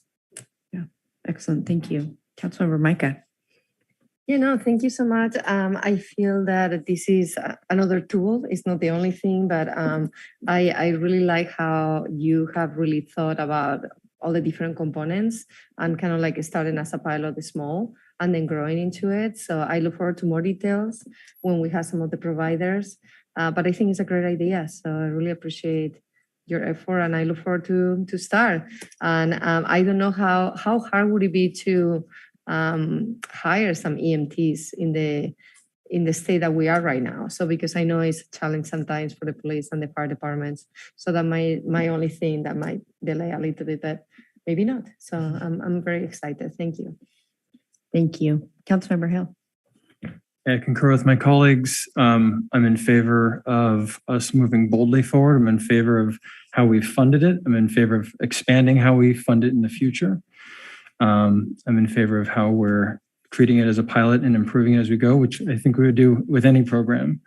But I think it mostly speaks to our values of how we value every community member. And when we examine ourselves and we think this is the best way forward, I would concur with that judgment. So anyway, thanks for staff for pulling all of this together, trying to find ways to use best practices that has worked other places. And I'm looking forward to seeing this in action in our community. Thanks. Yeah, excellent. And I'll just build on what was said. At Cahoots, Petaluma, Cotati, Denver, I recently did something. So there's best practices out there. And this is something our community has asked for. We realize that our police, you're phenomenal. You show up, you are the backstop for any call that comes through, but from efficiency, use of resources, but most importantly, whoever is being served in that moment, we know that the person will be served better in this moment by this model. And it's big dollars. I mean, this is big dollars. And as to what Councilmember Hill said, it really reflects our community values of we want to try something different. I think we have great compassion for people that are in crisis on the street. The current system, we don't believe, has been serving them as well as it could. And so this is San Rafael's response. I'm incredibly proud of us. We're the first city in Marin County to even attempt to do this. I agree with Vice Mayor Kurtz. I hope additional dollars follow. We will go out there and try to find them, but I couldn't be more supportive. And the collaboration piece is key. We do recognize that the county has a similar program and they're stretched thin. And so we're doing what we feel really needs to be done here in our community. So with that, I can't wait to have it come back to us with more details, absolutely conceptually. And even this, I mean, this is very well thought through. I wouldn't even say it's conceptual, but for the next step, we'll be ready. So City Manager, were you going to say something? No, okay. Okay. At this point, I think we are accepting a report because there's not the specific details. So I would go ahead, Vice Mayor. I will make a motion to accept the report and staff's recommendation to issue a request for proposals. Is there a second? Second. Moved and seconded. Roll call, please. Councilmember Hill. Aye. Vice Mayor Kurtz. Aye. Councilmember Yeden Scolati. Aye. Mayor Kate. Aye. That motion carries 4-0. Thank you, Lieutenant. Thank you, Chief, and the rest of your team. It'll be nice to have another tool in the toolbox. So thank you. The next item, public hearing, is a homelessness update. I think Director Mark Saban is coming on down. Glad to have you.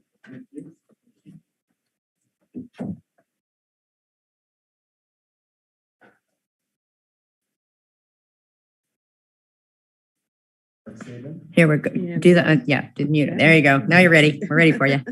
I'll get that right when I come back in 6 months. So I really want to take a minute and take us back in time and kind of go through the highlights of some of what we've accomplished, what the City of San Rafael has accomplished. And going back in time, we're also talking about some really forward thinking. So going back to 2016, the City of San Rafael had the foresight to explore evidence-based practices and found the homeless outreach team model. which was really timely because what it allowed the city to do was create a by name list, which went through folks who were living on the streets and really work with them on a name by name basis because not everybody's situation is exactly the same. And the reason this was remarkable, that was 2016, and that was pre-coordinated entry system. The county had not entered into the coordinated entry system as of yet, which they did in 2017. And I'm a firm believer that recently, through the coordinated entry system, it's been reported that they've now housed 500 people. The reason that they've been coordinated entry was able to house that many people in a relatively short period of time is because the city of San Rafael found that evidence-based practice and created the by name list and was able to move so rapidly and so quickly. So that was fortuitous and great thinking. City of San Rafael was also forward thinking from the years 2020 to 2022. It supported the creation of 137 permanent supportive housing units with about $5 million to date from the Affordable Housing Trust, which by creating those units, it's forward thinking, though there's still people who are living on the streets, but we now have some of the housing that people can go into. There's a lot of in-between steps. You can't just create the housing because it takes so much time. But that was forward thinking too. And two of those, Mill Street and Casa Buena, are coming online very shortly. And that is going to take some of our folks who are facing homelessness into permanent housing, and it changes lives. It saves lives. In 2021, City of San Rafael also went all in to what I consider part of the magic of addressing homelessness, and that was by putting $260,000 into the pool for outreach. And outreach is absolutely part of the magic. That's what has to happen out on the streets, working with folks, developing relationships, and sometimes quickly, sometimes slowly. There can never be enough case management out there on our streets, developing relationships with folks to get them into these forward-thinking interventions that the city of San Rafael is developing. A couple other forward-thinking things, which I'll get into a little bit further, is the SSA and encampment resolution funding. But I'll touch on that in just a second. Again, I was calling each of those a turning point. And each of these turning points demonstrates a complete understanding, a comprehensive understanding of taking a look at the services that are necessary. We still have some work to do on the middle, all the way to the housing. So we've got two ends of it really dialed in. There's some stuff in the middle that we still need to do. The communities around the country are still figuring a lot of things out because the face of homelessness has changed. The pandemic changed everything. If it wasn't for the pandemic, there are people who would not be homeless. Now I want to get into what was very forward thinking, which really was one of the things that drew me to the city of San Rafael, is the creation of the service support area. The service support area is an area where we have folks who are there who were either maybe even on that location or at difference in camping somewhere else. And they were brought into the service support area was created as an area where people could come and receive services with dignity, with respect. And, you know, we all have the opportunity at the end of the day to go home, and we can open our door, and sometimes we have bad days. And the minute we open our door and go inside the house, you know, our stress level drops. And when you bring folks who are facing homelessness into an environment like an SSA, it's not ideal, but you are lowering the acuity level for folks, and they can start listening. They can start hearing. And with all the case management that's going on and the relationships that developed, it's still a tough task, because when folks are out there in crisis, it's hard to hear. It's hard to hear you talk to me about, go get my driver's license so I can get a voucher or whatever the case might be. So when you create an environment like an SSA, it's safer, and people can really start to listen. And that's why we had success at the SSA. Did we have the numbers of success that we would have hoped for? No, there's some challenges. There's not housing and there's just not enough of everything we need. But we had some success, and we had some success quickly, because the people that went in there and were somewhat ready, they were able to really start listening and say, oh, I need to go do this, I need to do that, because there's steps to get these vouchers to get into housing. And the SSA, I'm a firm believer, played a role in creating an environment so people could listen and feel a little bit safer. Again, I think we can all agree it's not ideal, but it created a good environment. I want to talk about a little bit of a success story that some of us may not consider success, but there was a individual living at the SSA who was in there, was getting case management and wasn't getting high levels of case management because her acuity level, her mental health was that it was really hard to connect.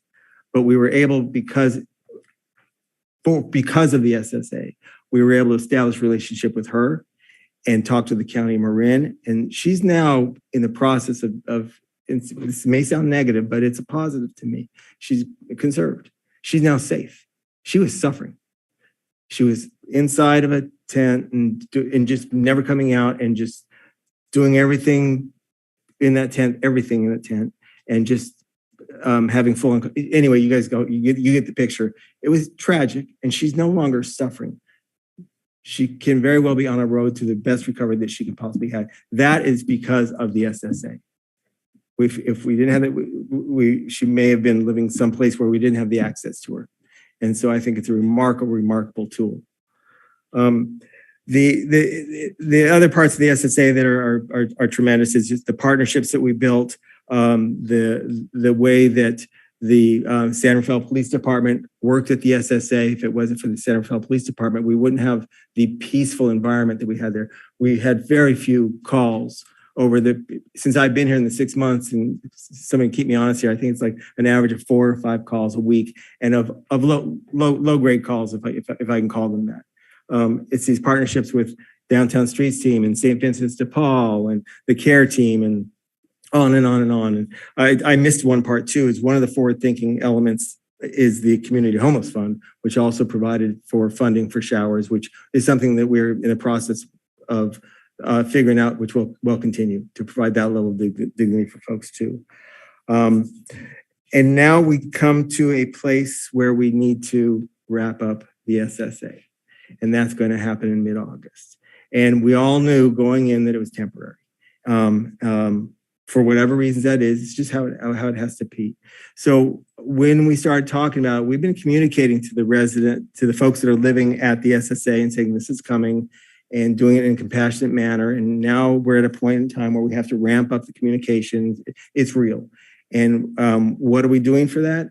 Well, there was one thing that I think is going to be key is in November of 2021, a funding source came out, the encampment resolution funding, which the city decided to apply for. We applied for it. We applied for $500,000 for a couple of case managers, one with a mental health focus, which is super necessary. We were awarded the funding. We, at the last council meeting, I think, it was approved that St. Vincent's de Paul is going to bring on 2 case managers.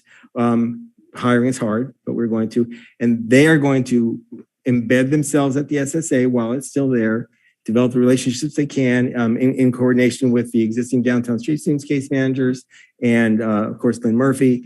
And then when these folks leave the SSA, they're going to be followed and maintain those connections to the best ability possible so we can keep working towards getting people on that path to housing or whatever the next right thing is for them. Like I said, I'm a firm believer it has to be individualized treatment. Getting people in housing is a solution, but everybody's on a continuum and we have to pay attention to that. And we are, communicating with our partners and letting people know what's going on with the SSA. It's going to be rough. There are going to be some people who are going to leave the SSA and they're not going to have any place to go. That is the reality.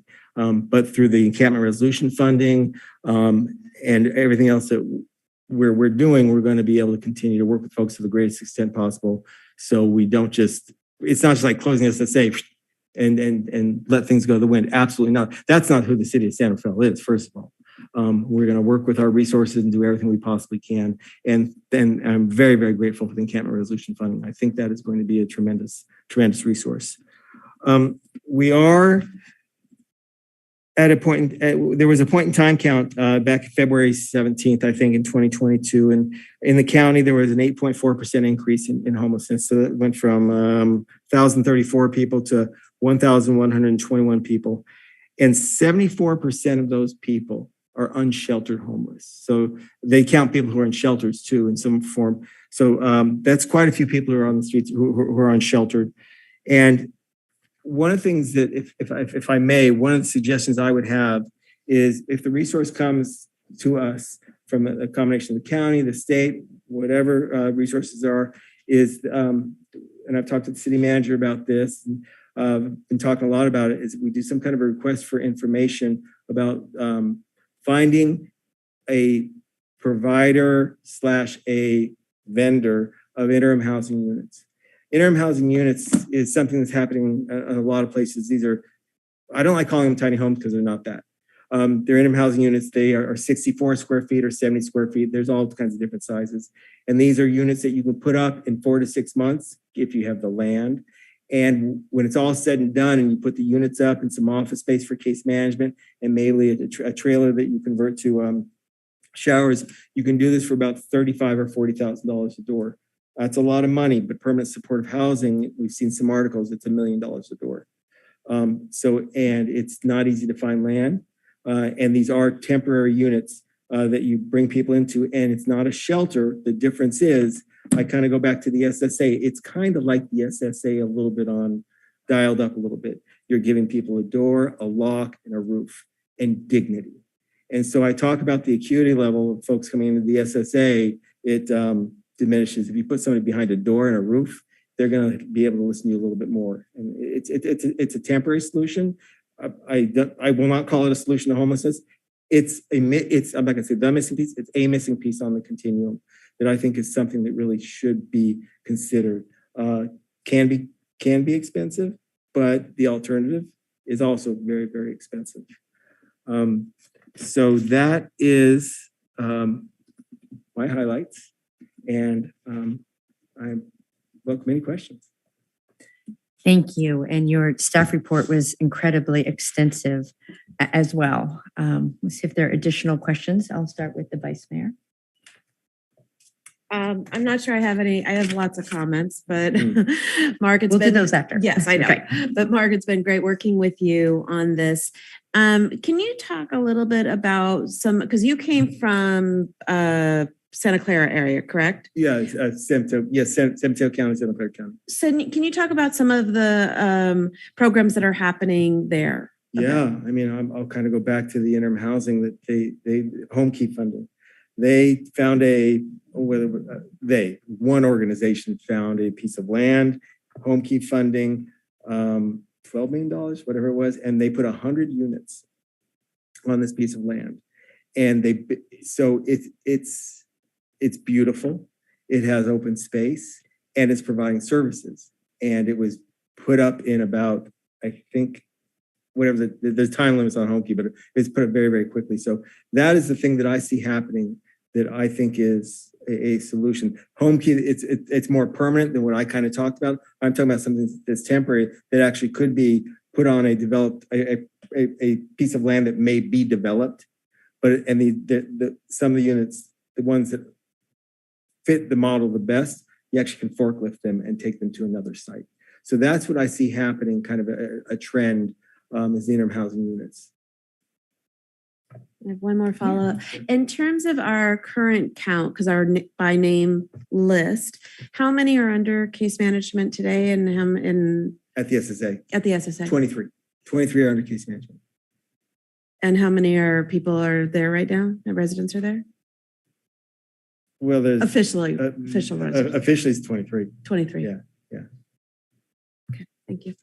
Thank you. Councilmember Hill. Yes, thank you, Mark. That was great. I have a question. You had mentioned the RFI, the request for information. Is that imminent, or is that a recommendation that you would like us to direct? If I can turn that to the city manager, if I may. Sure. Councilmember Hill, this is an idea that came up recently because we have been working with the county to seek additional funding through the state's budget surplus. And we have not been formally notified. We have been hearing that it's possible, likely, that we could be receiving these additional funds.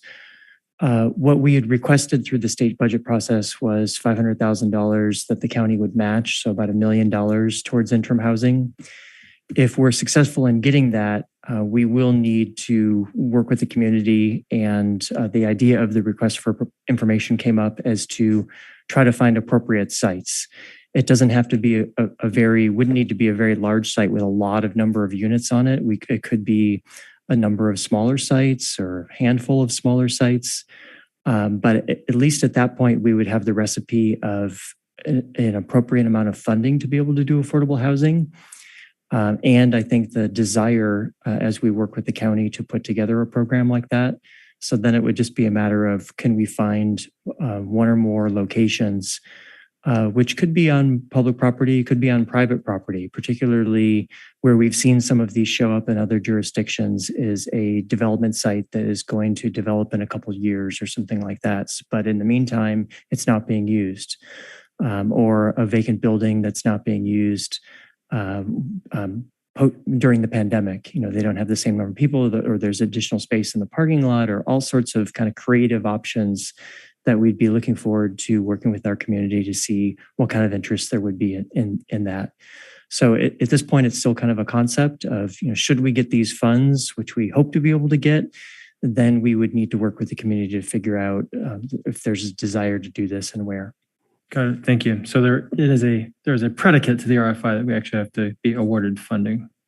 Yes, and the County of Marin recently did a similar process with Project Home Key, where they were looking for Project Home Key sites. So they kind of gave notice to the community and said, there's going to be some funding and we'd like to see what sites are available. So it would be that kind of logic. I don't think it makes a lot of sense without the funding, because it'd be nice to know where locations people are interested, but if we don't have the funds to actually purchase the units or have the infrastructure to put them in place, then we're not going to be able to carry it out. But again, we're pretty optimistic that we'll be able to receive these funds. Great. Thank you. Thank you. Councilmember Micah. Yeah, and thank you so much. I guess it's like a follow-up question that there is the possibility as well, like with Eden housing, to maybe look at some of the office buildings that they are maybe empty after COVID and being able to move that into transitional housing or. Yes, absolutely. Eden Housing is the developer that would be retrofitting 3301 Kerner into permanent supportive housing using Project Home Key funds. And that's the optimal, and that's really the answer, is the permanent supportive housing. That's where we would love to see everyone experiencing homelessness in San Rafael be able to move into permanent supportive housing. So, and that one was an office conversion. It seems like it's even easier to start with a residential building, but even if it's an office building, they can be converted into permanent supportive housing. So that's optimal. For interim housing, something that would be more like Mark was describing, tiny home shelter, kind of smaller type of unit, that could work as well, or it could be that in the interim as it led to turn into a Project Home Key site of permanent supportive housing over time. It doesn't necessarily need to be the building. These also are often set up just in surface parking lots where you can bring in the home and set it down and have a small village of some number of units together. So I think, yes, all of those things are on the table. Great. Thank you very much. Thank you. And I just have a quick question. In your staff report, you have a chart that talks about all the number of units that are coming online. It's around 140 in my quick back. I think 137, yeah. Yeah. So I'm curious, are those units going to be allocated through the Marin County Continuum of Care, or because if some of them are located in San Rafael, of which 2 of them are, is there any sort of prioritization that could happen to San Rafael? I think we've tried to ask that question. We keep getting the same answer, that it goes through the coordinated entry system process and that there can't be any jumping the queue. So so everybody is treated as it's county, so it has to go through that queue. That doesn't mean we can't keep asking and trying to be creative. So no is just time for another question. Right. And we're grateful to Corte Madera and Larkspur. They're the only other 2 cities that have recently brought units online, I think, that are part of that system. Right. Right. And Mayor, we do have Representative Gary Naha-Reese from the county who's online. If he wants to jump in at some point and during comment or after presentation and address any of those kind of comments, just so you know, he's listening in, and counties are a key partner on all of these efforts. Absolutely. Yep. Thank you. Well, let's go to public comment. Is there anyone in the chambers who would like to address the council on this item? You have 2 minutes. Jonathan Freeman here. Long time ago, I was on the board of Ritter Center, and we started something called the Thursday morning groups, which was a precursor to the hot team. And at that point, we were really concerned about whether we can get a shelter. And I'm just wondering if the word shelter is a bad word. Because I think, look at the SSAs, and I don't know much about them, but I think the folks are still living outside at that point. And in terms of that, there's a couple issues that come together. One of them is that I know a longtime homeless individual who didn't take his home for quite a while. The shame was so difficult for him to overcome that he actually slept outside his house in his truck for a while before he actually moved in. And that's a big issue. And also one thing that not addressed is the terms of visible versus invisible homeless. And I think we're mostly working with what could be called the visible homeless. And because there are lots of folks out there who are couch surfing, going, family gets homeless because of the pandemic for some reason or another. Parents go outside and the kids go inside, and it just makes the population more difficult to deal with. And it's a very difficult problem to assess. I just hope you're not using any outside management companies like the mess they have in Sausalito. And but from what I can tell, you've all done a great job here. It's quite it's a very difficult issue to manage. And so I appreciate that you're approaching us the best way you can.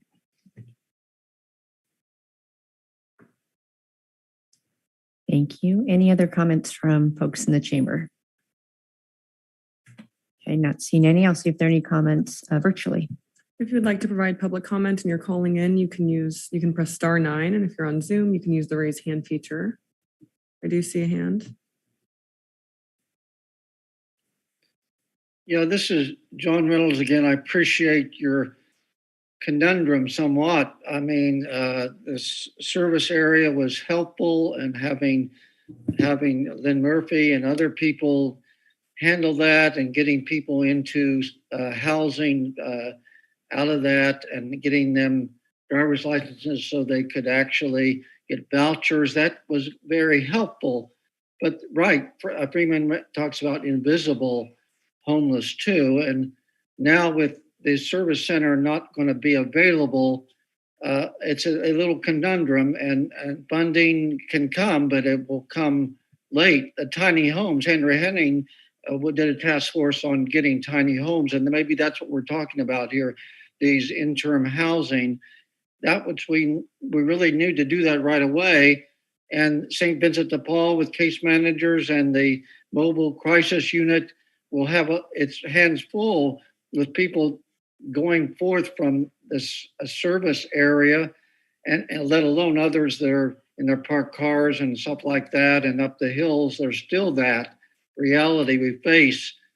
I'm really concerned about that, and I hope that we move forward expeditiously on these things. There's a shelter in Mill Street will be provided, but we need to have other options in the tiny homes. I don't know how we get those in there real quick. Tents are going to have to be put at different places on a temporary basis, I think, so that we can get people, the 23, into housing, as well as others that are out there and not in the encampment program. I'm really concerned, and I would do everything I could do to be helpful to that. I'm not here in the county now. I'm in Marin, in Maui, but I'm really concerned, and I really want you to expedite. Thank you, John. I see no other hands, and I'll give everyone a couple seconds. I see no further public comment. Thank you. I will close the public comment. And if you could maybe talk to the definitions of shelter and then the visible versus invisible homeless. Sure, that was thank you. the questions we got. So shelter, I think you said, is shelter a bad word? And no, shelter has a space on the continuum of services. However, some studies have been, there was a RAND study recently. And when I say recently, I think within the last couple of months, and it was done in LA. And approximately, it was, I believe, about 70% of the folks that were talked to when they were offered their own unit, some privacy, they would go. If not, then they'd rather be outside. And so some folks might say, well, that seems kind of entitled, like you're living out on the streets. But no, I think thinking has changed. And now it's about, I hate to equate this to any kind of retailer or customers, but the folks that are out there have rights, and they have the right to dignity. And we're now starting to listen to them, that if they want privacy, if being in a private space is going to get them on a temporary basis to come off the streets, to start listening to what the options are and how to move forward in permanent supportive housing, that's something we should try to pay attention to. So shelter has a space on the continuum. Visible, invisible. The visible ones are the ones we see. The invisible, I mean, you nail on the head. There's some folks who they're homeless, they're couch surfing, but they've maintained their ties to family, friends, or whoever, that they're able to do some couch surfing. So they can be invisible. There's also folks that might be their status as a citizenship can be an issue, and those folks, for understandable reason, will go deep underground because, for obvious reasons, they don't want to be found because they're trying to take care of the family and do what they need to do to keep their community together. So the invisible folks are difficult to find. And if there's invisible, and there's folks in cars, and that's what we talk about, making sure that we have enough outreach on the streets. The folks who are doing the outreach on the streets are the ones that can find the invisible folks, minus the folks that might be couch surfing, but even done well in a system set up well can capture people, because the invisible folks that are maybe couch surfing are accessing services. And we want to figure out where they're accessing services so we can find out more about what's going on so we can capture them as well. There's probably a lot more I could go into on that, but that's thank you. Top level answer. That's great. So additional questions or comments? Why don't we go with comments? Vice Mayor, why don't you start? Okay, I'll go ahead and start. I think when we started the SSA, we're almost exactly to a year. Yep. Maybe tomorrow. To the date, yeah. Right? Yeah. It's to the date. So it is really amazing. And when we started it, we said it was going to be a temporary situation. And so I'm so proud of the work that we have done. We're not solving homelessness, but we committed to supporting people who needed help and do need help. And so one of the things I learned when we were doing the REST program, which it's rotating emergency shelter team, Pat Langley, where we provided food and shelter for the homeless in the number of faith-based institutions. And we said it was going to be 1 year. And then we said it was 2 years. And then it was 10 years. And I think we learned a lot through that process that we got to stick to our word and say it was 1 year, because it makes us think about other tools and other things that we need to do. And that's what the SSA has done. It's made us, we recognize it's not a best solution for anyone. And I do appreciate the comment about precariously housed, because we talked a lot about that at the school board, because we have a number of families who are considered and counted homeless because they're precariously housed. And it's really difficult.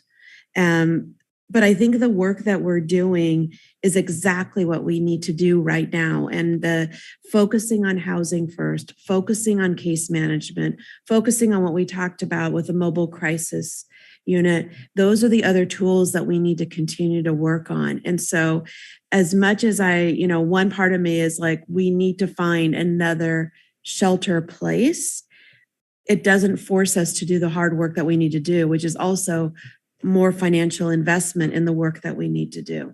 And that's what this is doing. And we're not solving homelessness. I know we could take sections and we could take individuals and say we are working with them to solve their position in their housing situation. But globally, we're not solving homelessness, and that's okay. We're moving it forward. And I think that's really important for the work that we're doing right now. And so proud of the work of SRPD and the teams that have been out there every single day, really 24/7. And the work that Mark has done and the whole staff, when I think about it, every single department in San Rafael, the city of San Rafael has touched the homeless community, from the libraries to the parks to public works. So this has not been just the police department. It has not just been Mark's job. This is everyone's job, and so committed to making this happen. So this is still a work in progress, right? We're not gonna say SSA wind down in August and we're done. We're not done. I mean, it's gonna be a continuation of the work that we're doing, and probably more so. So it's scary. It's scary to think, what we're gonna be doing, because I think we could say we're just gonna set up another SSA, but that doesn't make us do the real hard work, which is we need people in homes. Thank you. And thank you because you also chair the Marin County Council Members and Mayor Committee, Homeless Committee, and you're also on the Homeless Policy Steering Committee at the county level. So thank you for bringing in the other jurisdictions into this conversation. Councilmember Hill. Yeah, thank you for your report, Mark. That was great. I was touched by the anecdote you shared about a community member in the SSA who, well, you framed it as, and I think you appropriately framed it this way, that someone moving into conservatorship didn't necessarily appear on face value as something that was a success, but that is a deep success. Lanterman Petra Short has hobbled our ability to make long-term change for people that need that kind of support. And it's a win. We've had 50 years where we've been unable to bring that about. So thank you for sharing that. It's important. I was able to drive by the Mill Street project. It looks great. From far away, it's like it's done, but I know it's still not that close in it. There's still more to do. I would like to amplify a few words that you used. I thought dignity was a really important word. That's something I think every one of our community members deserves. I support continued expansion of case management, which I actually think is one of the great things beyond the SSA that has happened, and you called it out, but beyond the time of the SSA, those connections with case management will persist, and that investment is important to call out. And while it's not visible, it is an important aspect. Wherever those community members go, we'll continue to maintain those connections. So thank you for the readout tonight. This is a long-term journey. I think Vice Mayor characterized it correctly. We are focusing on the acute parts of these journeys. There is much more in our society that we can address, but these are the most acute conditions that we should be focusing on. Thank you. Thank you. Councilmember Micah. Thank you, Mark, for the report, the work. You came like 6 months ago, and this is a big issue. So I really appreciate you and the team, everybody that is really working to give our community members, more services. I agree with, fellow council members, the best solutions is like having housing. I'm curious to see, I think we have maybe the representative from the county about online, maybe to hear a little bit about that, as we are providing most of the housing in Marin County. And we really want to have our community members housed, and how we can prioritize that.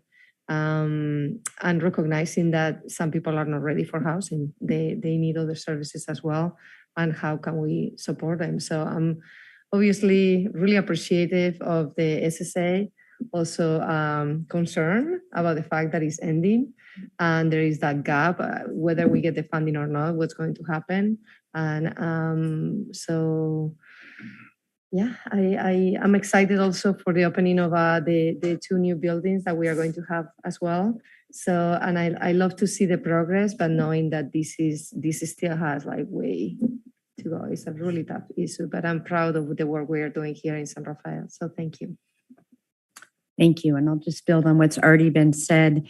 when I go out and talking to the community, this is always one of the top issues that comes up. And accordingly, it's one of our top focuses in terms of our policy bucket areas. Homelessness and housing is one of them. And what I often say to communities or neighborhoods is that I have equal parts compassion. I mean, no one should be living on our streets. That is a failure, I believe, of our collective society. And there's a frustration because of the impact of folks that are in crisis on our streets. And I think we need to recognize both of those and to bring our compassion to the situation and have the frustration urge us forward and to keep trying new things. We've supported Housing First here in San Rafael, as Mark eloquently talked about since the beginning. We have been a partner with the county. And the reality is with the pandemic, the situation's changed. It just did. It changed when the CDC really changed the policies around working with folks that were unhoused. And the result was a flourishing of encampments. And encampments aren't good for the people in them. And again, not good for the community either. And so San Rafael was really forced into a situation to address what was happening in our community. And Housing First is great. And it requires systems, and it requires vouchers, and it requires housing. And we all felt, staff and the council, that to say, oh yeah, we're going to help people in encampments, there's going to be a housing unit in 3 years. Like that's just a disconnect. And it's not the compassionate, it's not the dignified approach. And so we have been working with the county. We've been pushing on the county. They are continuing, which I understand, to really focus on Housing First. They have provided great and been very generous around resources for encampment resolution. We hope we have continued partnership with them because the reality is we have encampments here as well. Anyone who reads the paper knows that Nevada and Sausalito does too. And those are real. And they, again, the impact for both the people there and that goes out cannot be understated. And I do appreciate the fact that Gary Naha-Reese is listening. He's fairly new to the county, and we are going to continue to work and urge the county that they build onto the Housing First tools to address encampments. What was working prior to the pandemic doesn't work in the same way anymore. It just doesn't. And so for us to say we're going to stick to this playbook prior to the pandemic is not the best approach. We will not have the outcomes that we want for our community and for the folks that are unhoused. And so I can tell you that our council is committed, our staff's committed, the police are committed. Everyone who's working on this issue is committed to really work with the county and urging them to add new tools to work with encampment resolution. Because of that, we went out and you said we were forward thinking. It was taking a situation that was not good and trying to make it a smidge better. So we had a service support area under a freeway, again, recognizing that's where folks already were. And we took some wins out of it. And you talked about that, the case management we were able to do in that SSA, the acronym for it. Folks there got under case management within a couple months who'd been on the streets for decades in San Rafael. To me, that shows that the current system wasn't comprehensive enough. And so, yes, let's have Housing First, but let's actually recognize what's going on in our community. So I'm proud of the case management. Those folks have gotten that. And for people who aren't as familiar with how the system works, when people get in case management, they get the support they need so they can start taking the steps towards housing. That's what we want to get. And so we were able to do that. We, Carl Huber, his team, Lynn Murphy, the incredible SRPD, were able to get people into case management so they could start making those steps. And they did it because they were in one place for a year. And it was a temporary situation, not a great one. We're hoping to build off of it. We talked about the request for information for interim shelter. These are things that we can build on. And it's new. And I'm really proud of how San Rafael is trying new things. We had the alternate response team, another example. So we are committed to continuing to work with the county, and we are committed to continuing to push the county in a collaborative way to bring in these new tools. San Rafael, historically, what we do amazingly well is we have first responders, police and fire, we have libraries, we do infrastructure. We are not a social services department. We haven't been. The county has all of that funding. They get it from the feds and the states. They have an entire department bigger than all the employees that we have here in San Rafael to work on these issues. But San Rafael didn't say, that's not us. We're not going to worry about it, because we knew that the community wanted us to deal with it, to work with it. We knew it was a compassionate and dignified thing to do. So I'm so honored to be with all of the people in this room trying to find these solutions and to continuing to work towards it. Our work isn't done yet, as has been talked about. Anyone can read this report and see all the information and the long history there, but we're going to keep trying.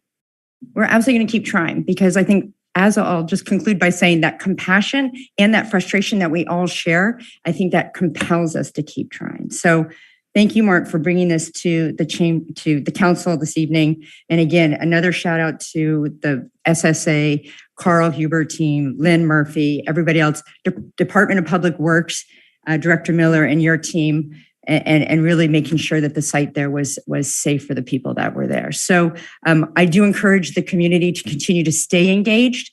You can be frustrated, but try to bring your compassion and your willingness to try action and new things as we look for solutions as a community. So thank you. And thank you for letting me go on a little bit. But this is an issue that we talk a lot about in our community. And it's one that I've been working on since day one when I joined the council in 2013. So with that, I will see what the action is. I think it's to accept a report. Is that it? Yes. Vice Mayor, as I will be happy to do that. All right. I think it's just accept the report. Mhm. I'd like to make a motion to accept the report and provide feedback to staff. Got that? Is there a second? I'll second. Moved and seconded. Roll call, please. Councilmember Hill, Aye. Vice Mayor Kurtz. Aye. Councilmember Yadan Scalati, Aye. Mayor Kate. Aye. That motion carries 4-0. Deep gratitude to all involved. Thank you. Now, really switching gears, this is why we love local government. We went from alternative response team, we talked about homelessness, and now we're talking about leaf blowers. So with that, we will have a changing of the folks giving their presentation. I see Walter is joining us. So when you're ready, we'll turn it to you.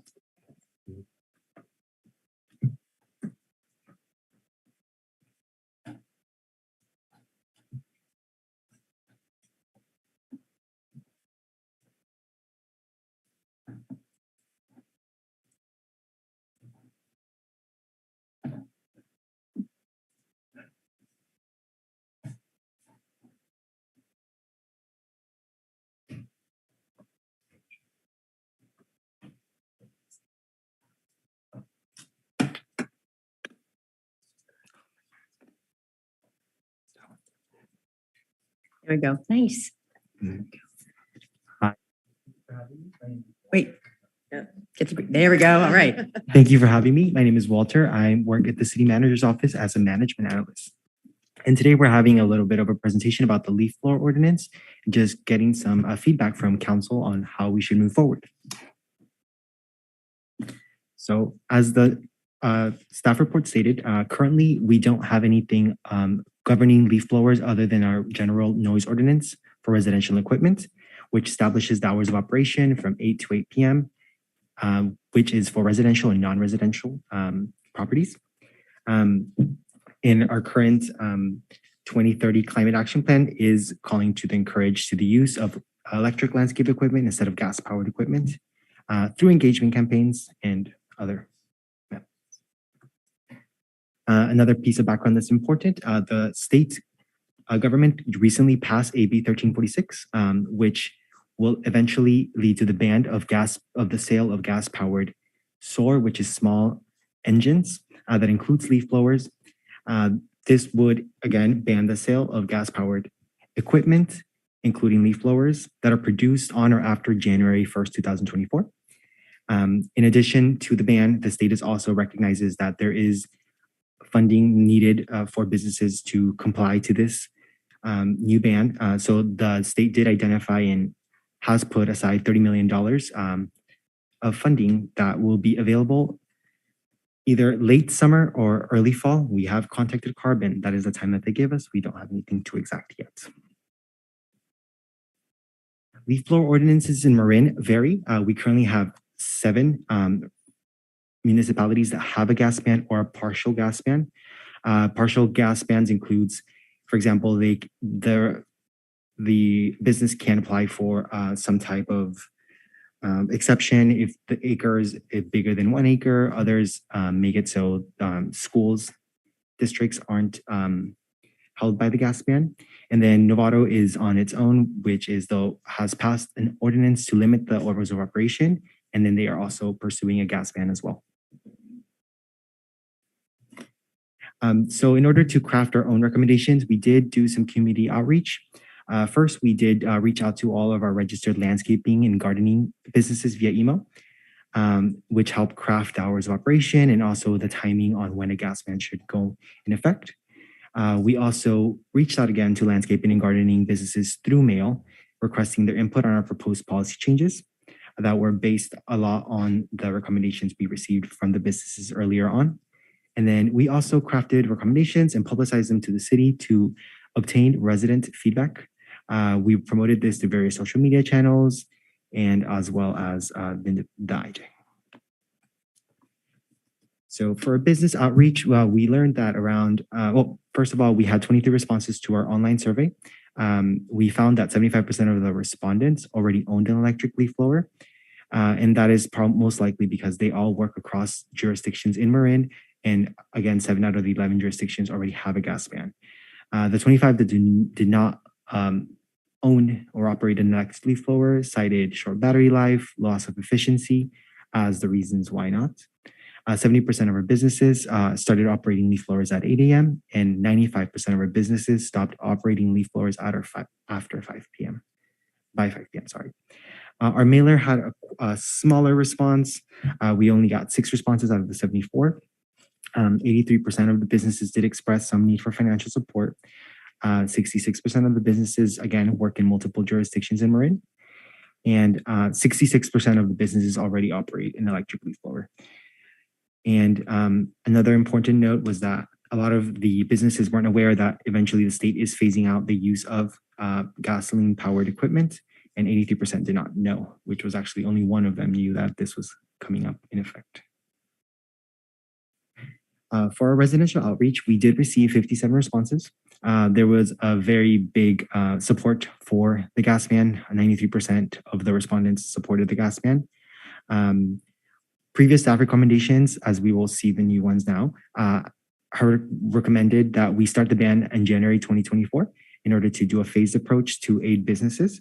However, 46% of the respondents did ask that the ban starts as soon as possible.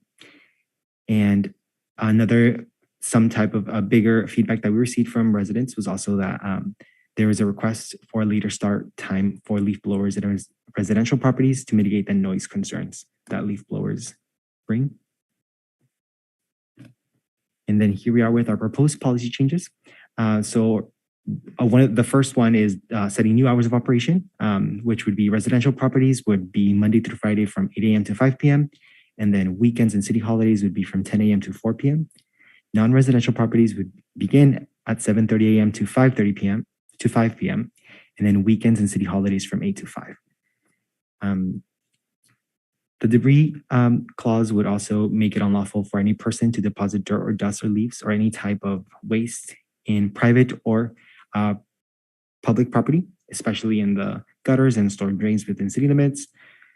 And then finally, we would ban the operation of gas-powered leaf blowers effective October 1st, 2022. So we are requesting some feedback and direction from council. First, we would like some feedback and direction on the hours of operation. Again, some residents did request that we start the hours of operation later and residential properties. Some items for the council to consider is that 70% of the businesses we did survey did state that they operated leaf blowers at 8 a.m. DPW did request an earlier start time in non-residential properties, especially in downtown, to ensure that their work isn't interrupted, especially with deliveries being made downtown early in the morning.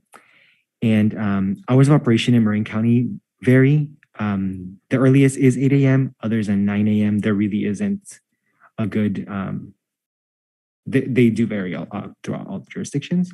And then item for council direction is should staff change the hours of recommended in residential properties to a later starting time. The second piece is banning the operation of gas-powered leaf blowers. Like I had originally said, we had originally had a recommendation to ban the operation of leaf blowers in 2024. Based on residential feedback, we have changed that to October 1st, 2022, which is the soonest that we potentially can do that. I would say, so again, other items for the council to consider, 75% of the businesses already own an electric leaf blower. Over 60% already work in other marine jurisdictions, which mean that they should already have some type of electric leaf blower. 7 marine jurisdictions have banned gas leaf blowers or have partial bans, and 2, including Fairfax and Novato, are considering bans as we speak. And again, 46% of the residents are requested that we do the ban sooner than later. And to talk, I guess, in thinking about like helping businesses move along with transitioning, the state is going to make incentives available by fall 2022 to make this transition, which would coincide with our ban if it was to be passed if it would be active by October 1st. And then again, the item for council discussion is what is the appropriate timing that the council feels we should ban gas-powered leaf blowers based on both business and residential feedback. Then our recommendation is just accept the report and provide the following, provide direction on the following 2 steps. And that's where I will turn it back to council. Thank you. Yeah, thank you, Walter. You've been working on this for many months, so thank you for all that information. Right now, I'll take questions for staff. And in terms of the input on the hours of operation and when to start the ban, we'll wait till after public comment, and then the council can give their feedback on that. So any questions on the report? I do have a question, and you may not have the information. I'm a little bit nervous about the state funding piece based on how rental aid worked. Do we have any idea if that's going to be money that's going to be available through the county, given to the county? And then do we have any idea about how that structure of distribution would work? Yes, thank you for your question. So we have contacted CARB to get an idea of how that funding will work. They have not been very responsive, giving us a straight answer. I guess the only thing that I could bring up is how their other incentives have worked. Like at the moment, they are doing more of incentives towards much larger machinery like tractors. And that has been more of like, how that works is that whoever wants to change the equipment will purchase it through a retailer that they have approved. And then that's how they are getting the funds. But it would be more like an application-based system or similar to just purchasing through the already identified methods. We may need to do some work around that. And also a question around communication. So a number of the providers come in from East Bay and from other locations. How would we be able to reach out to those servicers? So how we reached out is to whoever is registered with our business license department. So it does make it a little bit more difficult because we can't assume that not everyone that's working in a jurisdiction has a business license, which makes it a little bit more difficult to reach out to them. We did reach out to anyone that is registered within San Rafael, outside of San Rafael, but yeah. Okay, great, thank you. Thank you. And I'll just add on that CARB is the California Air Resource Board, which is underneath the California EPA, Environmental Protection Authority. So just wanted to clarify that. Councilmember Hill. A few questions. So I was reading further down in some of the proposed language. When it gets to enforcement, it starts making references to a referral to the city attorney's office. So I wasn't seeing a process. So if, let's say someone in the community continues to use a gas-powered blower, at that point, there would be a complaint that would be made through non-emergency. And then at some point, I mean, I'm just trying to figure out how is enforcement going to look like? Yes. So enforcement is going to be, at the moment, how we have it set up is going to be complaint-based. So it would be either calling directly our code enforcement or submitting a form online. And then we are having just the general administrative fees attached to it. We hope to at first phase in the fines. So maybe at the moment it would be from October to December. We would just be sending out letters, and eventually it would starting January, we would probably continue to going that same route as well. We are trying to get people to comply, not to like, I guess, make money out of this ordinance. But eventually, at the moment, it would be probably 1, 2, or 3 fine warnings before we would move forward with fines. And the fines would just be general administrative, which would be the first one would be $275, second $375, and the third would be a $500 fine. Got it. Yeah. So our first offense would be $275, second $375.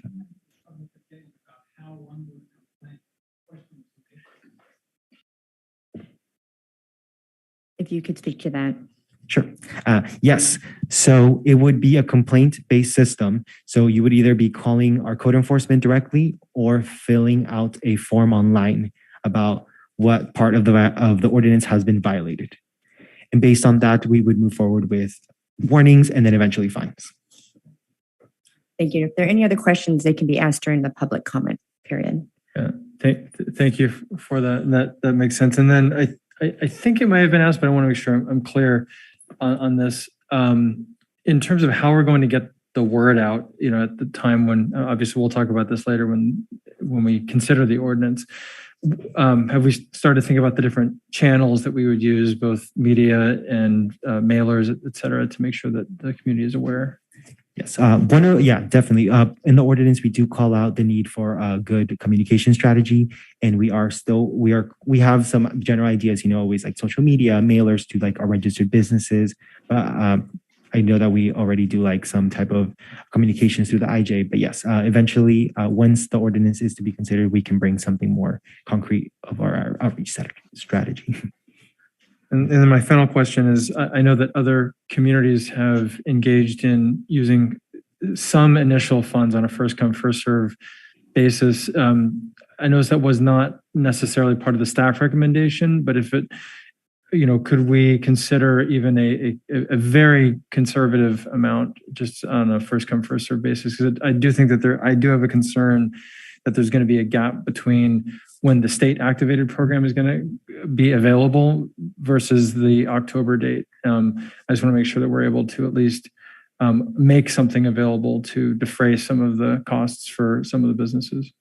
Yeah, so we spoke with San Anselmo, who recently passed their ordinance early this year, and they themselves did have some type of rebate program where they offered $150 per machine, and they did require that they turn the business, because they did make it for residents and businesses. I would recommend that we keep it within the business community, because of what we learned from San Anselmo was that residents were the ones that exhausted the funds, and if we're trying to help these businesses, then we should limit it to the businesses. And they did require that the gas-powered leaf blowers were turned in so they could have access to these rebates, which I think would be something also that we would recommend. So we make sure that the funds are not just, these businesses are not just going to use the gas-powered leaf blowers anyways. I'm not entirely sure of the amount yet, but we can work on that if that is what council would like us to do. Thank you. Thank you. Thank you. Councilmember Micah. Yeah, thank you.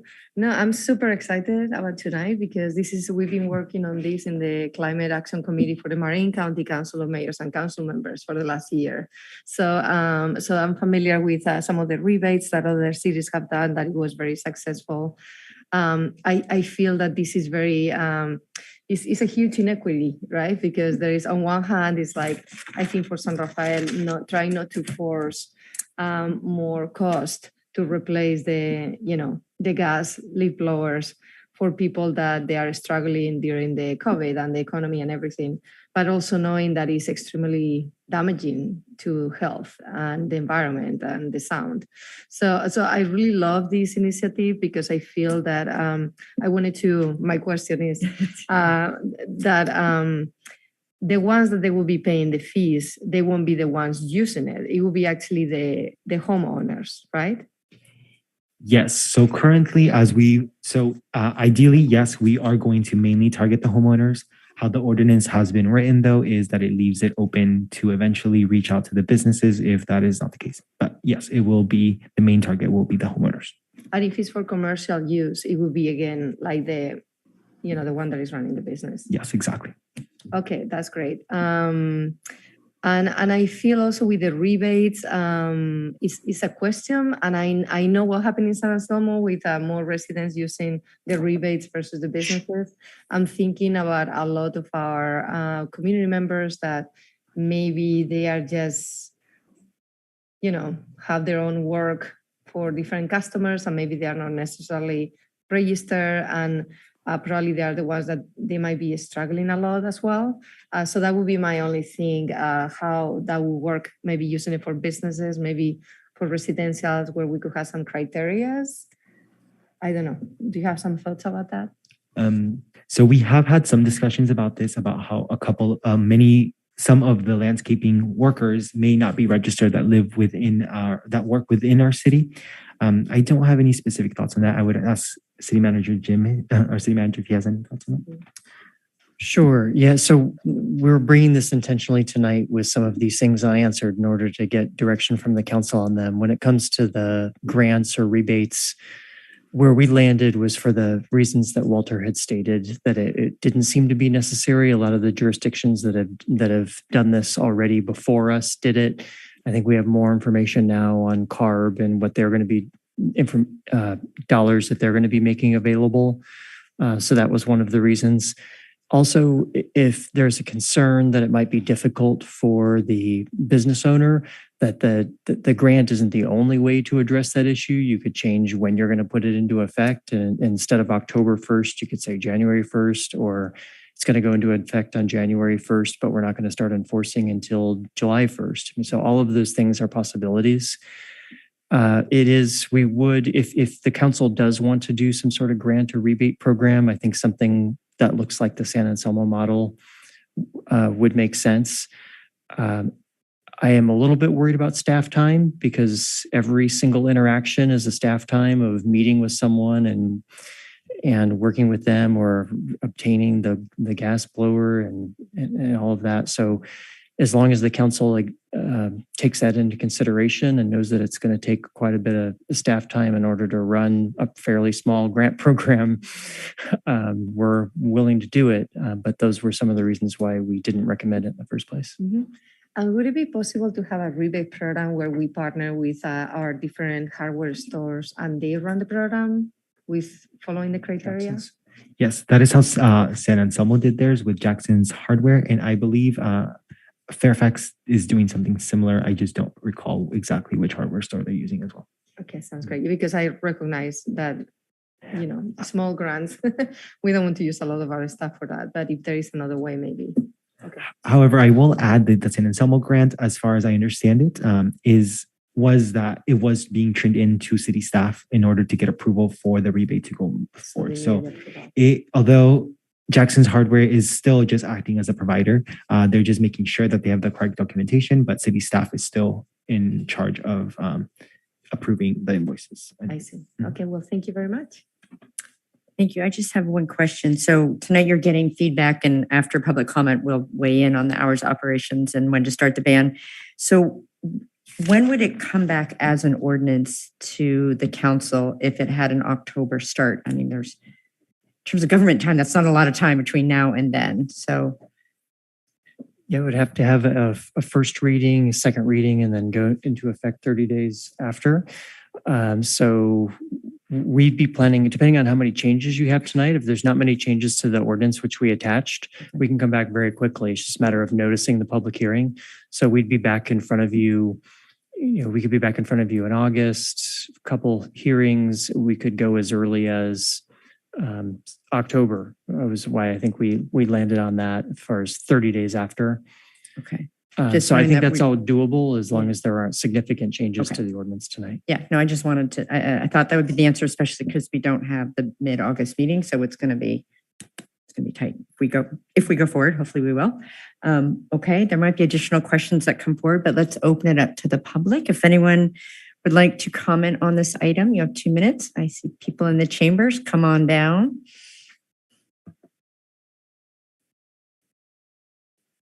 Hi, my name's Trout Black. I live in Gerstle Park. I just want to begin by saying I don't like the way the agenda is organized, that this would be the last thing to come up. I'm just struck and just awesome by the report on the homeless and the RT program. It just blew me away. And to have us be talking about leaf blowers at this point feels like, oh boy. But I just want to say thank you. And Kate, you said at one point, I apologize for going on. Everything you said, I think everyone here is compassionate and agrees with. So I just want to appreciate that. I just really support this. I just think it's a wonderful idea, the leaf blower thing. When I did bring it up to you, Kate, a long time ago, you said we're already working on it, and nobody knew you were working on it. And a bunch of people were trying to figure that out. So when you start working on something, I just encourage you to let us know you're working on it so that kind of thing comes up. I also like us to join the 5 cities in Marin that have already banned leaf blowers on Sundays. Not just gas, but electric leaf blowers. And because of the sound, they've already said that they're doing that. And I think Nevada's looking at that too. I don't know. I know they're working on this right now, but there are 5 cities that have already done that. And then I just wanted to encourage the council in Marin to just keep going as forward and strongly as we possibly can on ecological progress. And I think it'd be wonderful to look forward to banning gas-powered lawnmowers. And I don't want to wait for the MMWD to restrict our use of water. I think it'd be really good if we said, okay, no more watering large grassy areas that aren't being used for anything. And I just think that what you guys are doing great. And tonight was just like, you got to be kidding me. It was just wonderful. So thank you very much. Thank you. And Trout, before you leave, if people, when they give public comment, if you want to weigh in on the hours of operation and when to start the ban, do you have any input on that? No, I think the idea of doing it in October, but I think these guys really understand what they're juggling. Okay. How do we do that and how does it fit in with the state ban? So I just appreciate that, you guys are doing a great job. So but thank you. Thank you for asking. I trust the process. I just want us to do more. Thank you, Trout. Thank you. Is this the short version? Well, no, you can pull that one down. I mean, you can use either. Just pull the whole. Yeah, there you go. There you go. That's working now. Hi, Yes, thanks. I'm Esther Warning from the Dominican area. Delighted to meet the newer people here. I haven't been here before since you all came, especially Vice Mayor Kurtz, as I believe you were my council member. So I'll be calling you every day. I was thrilled to see the October 1st date. This has just gone on for too long. I've been tortured for years by leaf blowers.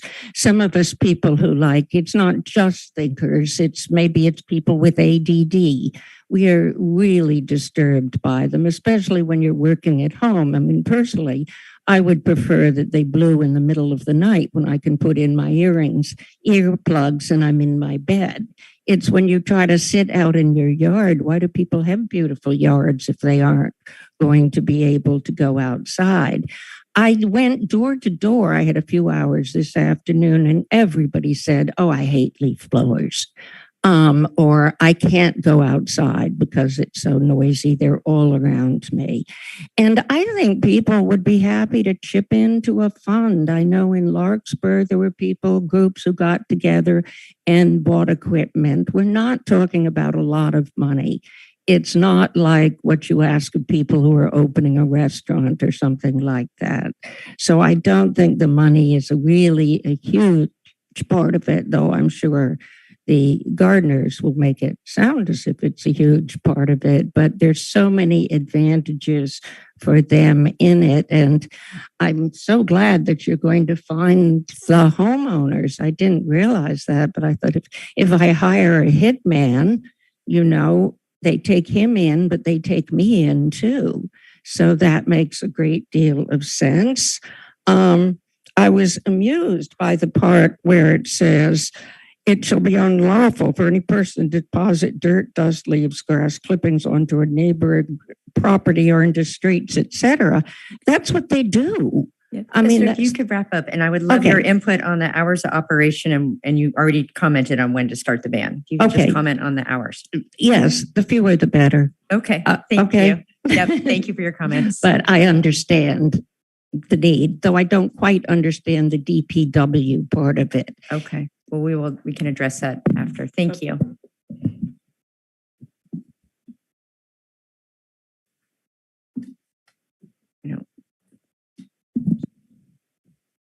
Okay, anyone else in the chamber like to address? Okay, yep.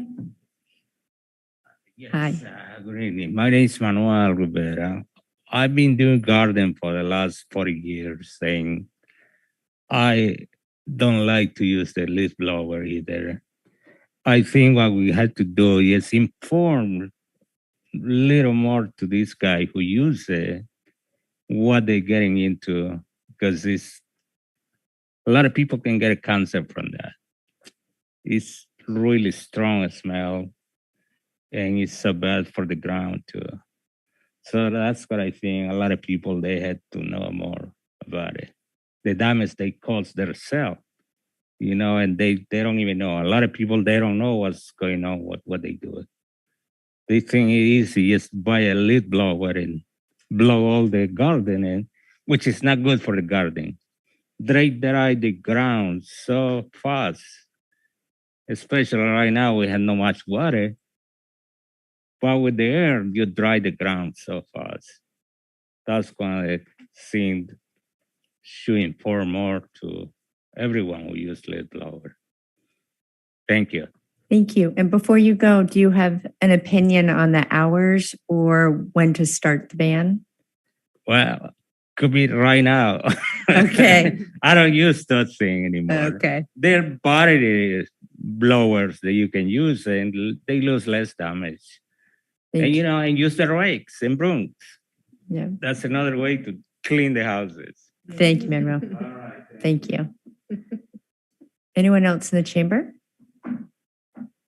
Hi.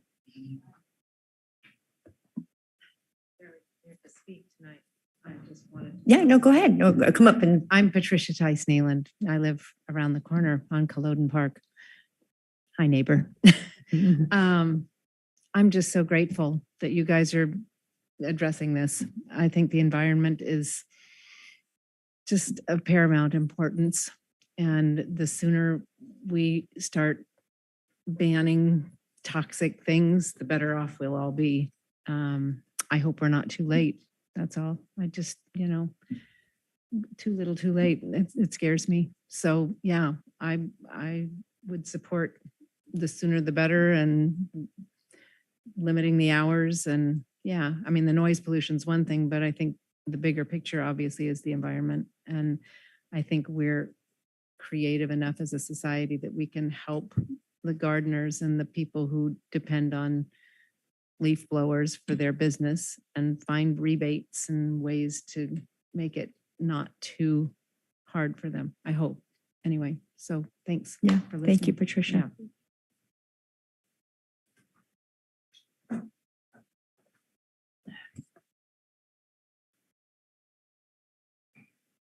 I've been waiting for this forever, for longer than Esther. As a matter of fact, Esther and I started meetings a number of years ago to petition you guys to get this going, but it didn't go anywhere. And I got assaulted by a neighbor. This is a hot button issue. A neighbor came over and a Jewish guy, no less, and I'm Jewish, and he beat me up. Not really. He did push my car door at me. But it's a hot button issue. You're going to be up against something with that. Enforcement is way too lax. It's got to start now, and I want to have the later hours. And instead of just having these pre-citations, hit them, start. Because they're just going to give you the proverbial finger and just walk away. And the last thing that Esther brought up was, if leaf blowers are designed to move detritus about, how do they contain that? Because the one across the street that works for me works at one house, blows it down the street to the next house, where he blows it back to the house that he just blew it from. Okay, so I suggest we give them opportunities, like maybe using a rake. That takes longer. They can charge more, and it helps them get into shape.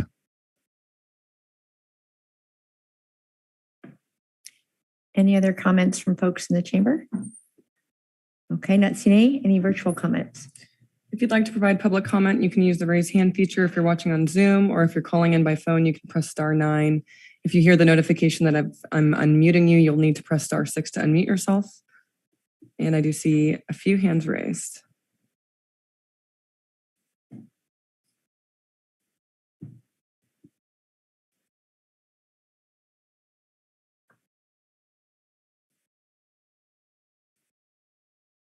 Go ahead. I'm going to move to the next. Yeah, when you go to the next, thank you. Did you speak to me? This is Pam. Go ahead. Oh, I had no indication that you were speaking, so thank you. This is Pam Reeves, and I'm speaking for the Marin Conservation League. We highly applaud this exceptional report from your staff, and we strongly encourage you to adopt it by the earliest date possible, which would be October. And we also encourage the use of shorter hours. Everything is necessary to reduce greenhouse gas emissions, and that will help the folks who are using the devices.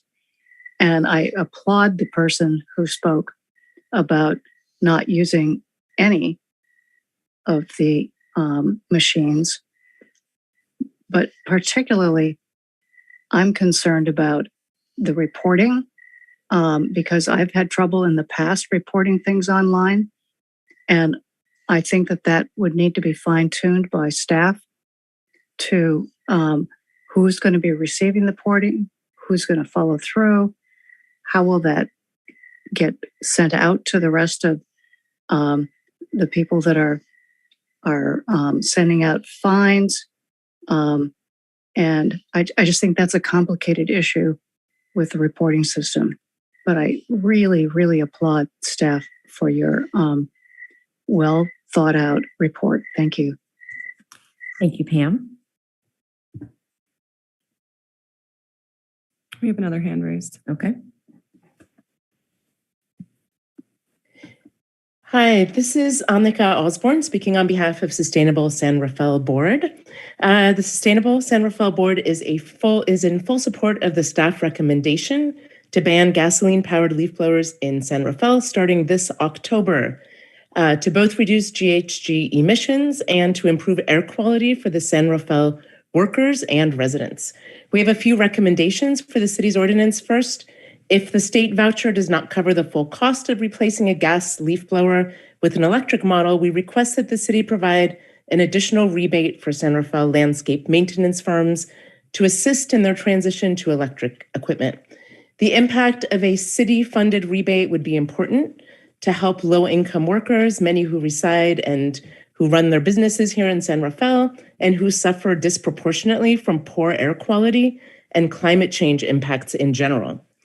Next, since the state's program addresses all new small off-road engines, we request that the city consider aligning with the state's program and ban not just leaf blowers, but all gas-powered gardening equipment this October. This would speed up GHG and other emissions reductions, which would benefit everyone's health. Finally, if the city does move forward with the rebate, we recommend that, like other Marin County jurisdictions, the city or a third party collect and dispose of the gas-powered equipment before the rebate is given to ensure the proper disposal of the old equipment. And as a 20-year resident of San Rafael, I'll speak on my own part and ask that the city place restrictions on leaf blowing altogether. Leaves are a beneficial part of the ecosystem, and if we have an excessive amount, why not collect and compost the leaves rather than blowing them from one place to another in an endless and seemingly senseless cycle, which in addition causes further health issues due to the dust created from blowing the leaves around and the noise. Thank you, Annika. I'm going to go back to the hand that was trying to speak earlier, Okay. L. Tamer. Okay. Yes, hello, this is Lawrence Tamor. I'm a 20-year San Rafael resident, and I commend the staff and council for looking at this important issue. I will, by the way, suspend my plan to have a ballot initiative as Sonoma has, should the council accept the recommendations of the staff to ban gas-powered leaf blowers by the fall. Otherwise, I would continue to bring this to the attention of voters in San Rafael. for the health reasons mentioned quite a bit. Thank you very much. Thank you. I see no other hands raised. I'll give everyone a couple more seconds. You can use the raise hand feature or press *9. I see no further public comment. Thank you. I will close the public comment. And I'm just looking, I think we primarily had comment. We didn't have a lot of questions. We had a lot of great comments. I appreciate people both here in the chambers as well as calling in. So why don't we go ahead and I'll turn it to my colleagues and if they can weigh in on hours of operation and when to start the ban. And I'll start with the Vice Mayor. And actually your thoughts on potential rebates, how that, yeah. Okay. I'll start with the rebate question first. It almost seems like it could be considered like a gas-powered blower buyback. We got the gun buyback down, we can do, but it would be, if there is a way of doing that, I am concerned. I think it's going to sort of be, we need to see what's coming through from the state in terms of their program to better understand before we can decide what we're going to do. I'm not quite sure. I don't think we can put it fully on the onus of the resident. We can't put it fully on the onus of the gardener. So, I mean, we're going to have to figure that out because that could get really overly complicated and we need to simplify it. It's all probably in the right intention, but we've seen that before and they make it really complicated. So we're going to have to work to see how we can simplify it. As far as communication, I would like to see as we're going forward, and this is probably already being on your radar, about providing information on the website for residents in supported language that they could give to their provider. So they're not necessarily the messenger or the enforcer and having to get into a confrontation because it's not the residents' rule necessarily, it's our rules. So to be able to provide information, especially is that we're maybe not reaching everyone that we'd like. So I think there might be some way we can work on that communication piece. In terms of the hours, I've been trying to go back through what's happening in the other cities in the county. It looks like San Anselmo has the most restrictive hours, right? They only have 1 to 4. But all the other cities have either starting at 7 a.m., 8 a.m., 9 a.m. And I know I did a little unscientific survey in my neighborhood, walking around talking to some of the providers. It's not their first job. It could be their second or third job. And so I want to make sure that, in terms of our hours, we're also recognizing that people are trying to work as well. So, and we need to see that balance. I think San Anselmo is probably a bit too restrictive, but I think what we're talking about with the proposal seems to be sort of taking that good middle ground. Did I miss anything? No, that was excellent. Okay. Thank you. Yeah, Councilmember Micah. Yes, thank you. Again, I'm really excited because I feel that we've been working on this like for the last year, the Marin County Council of Mayors and Council Members, the Climate Action Committee, and it's really exciting that we are all the cities, there are like so many different components in climate change. And this is the one that we are all working together. And it's exciting because we know that many of our community members that they live in San Rafael, they go work in other cities. So it's nice that they have those in place. I would love to start as soon as possible without creating a burden for the staff members. I recognize that maybe the how it gets reported is going to get tricky and how we're going to handle that. So I think that will be something for the next, reading, trying to figure it out, how that will work. I would love to offer some rebates because I think that's how we move the needle. If we just do an ordinance and we don't do anything else. I agree about the state, funding, but I don't want to wait too much. I don't know when that's going to come into place, but also if there could be some coordination with the providers and an incentive to work with, again, our local hardware stores. I think it would be a win-win for, for these new program, but also for the businesses as well. So however we can do that. And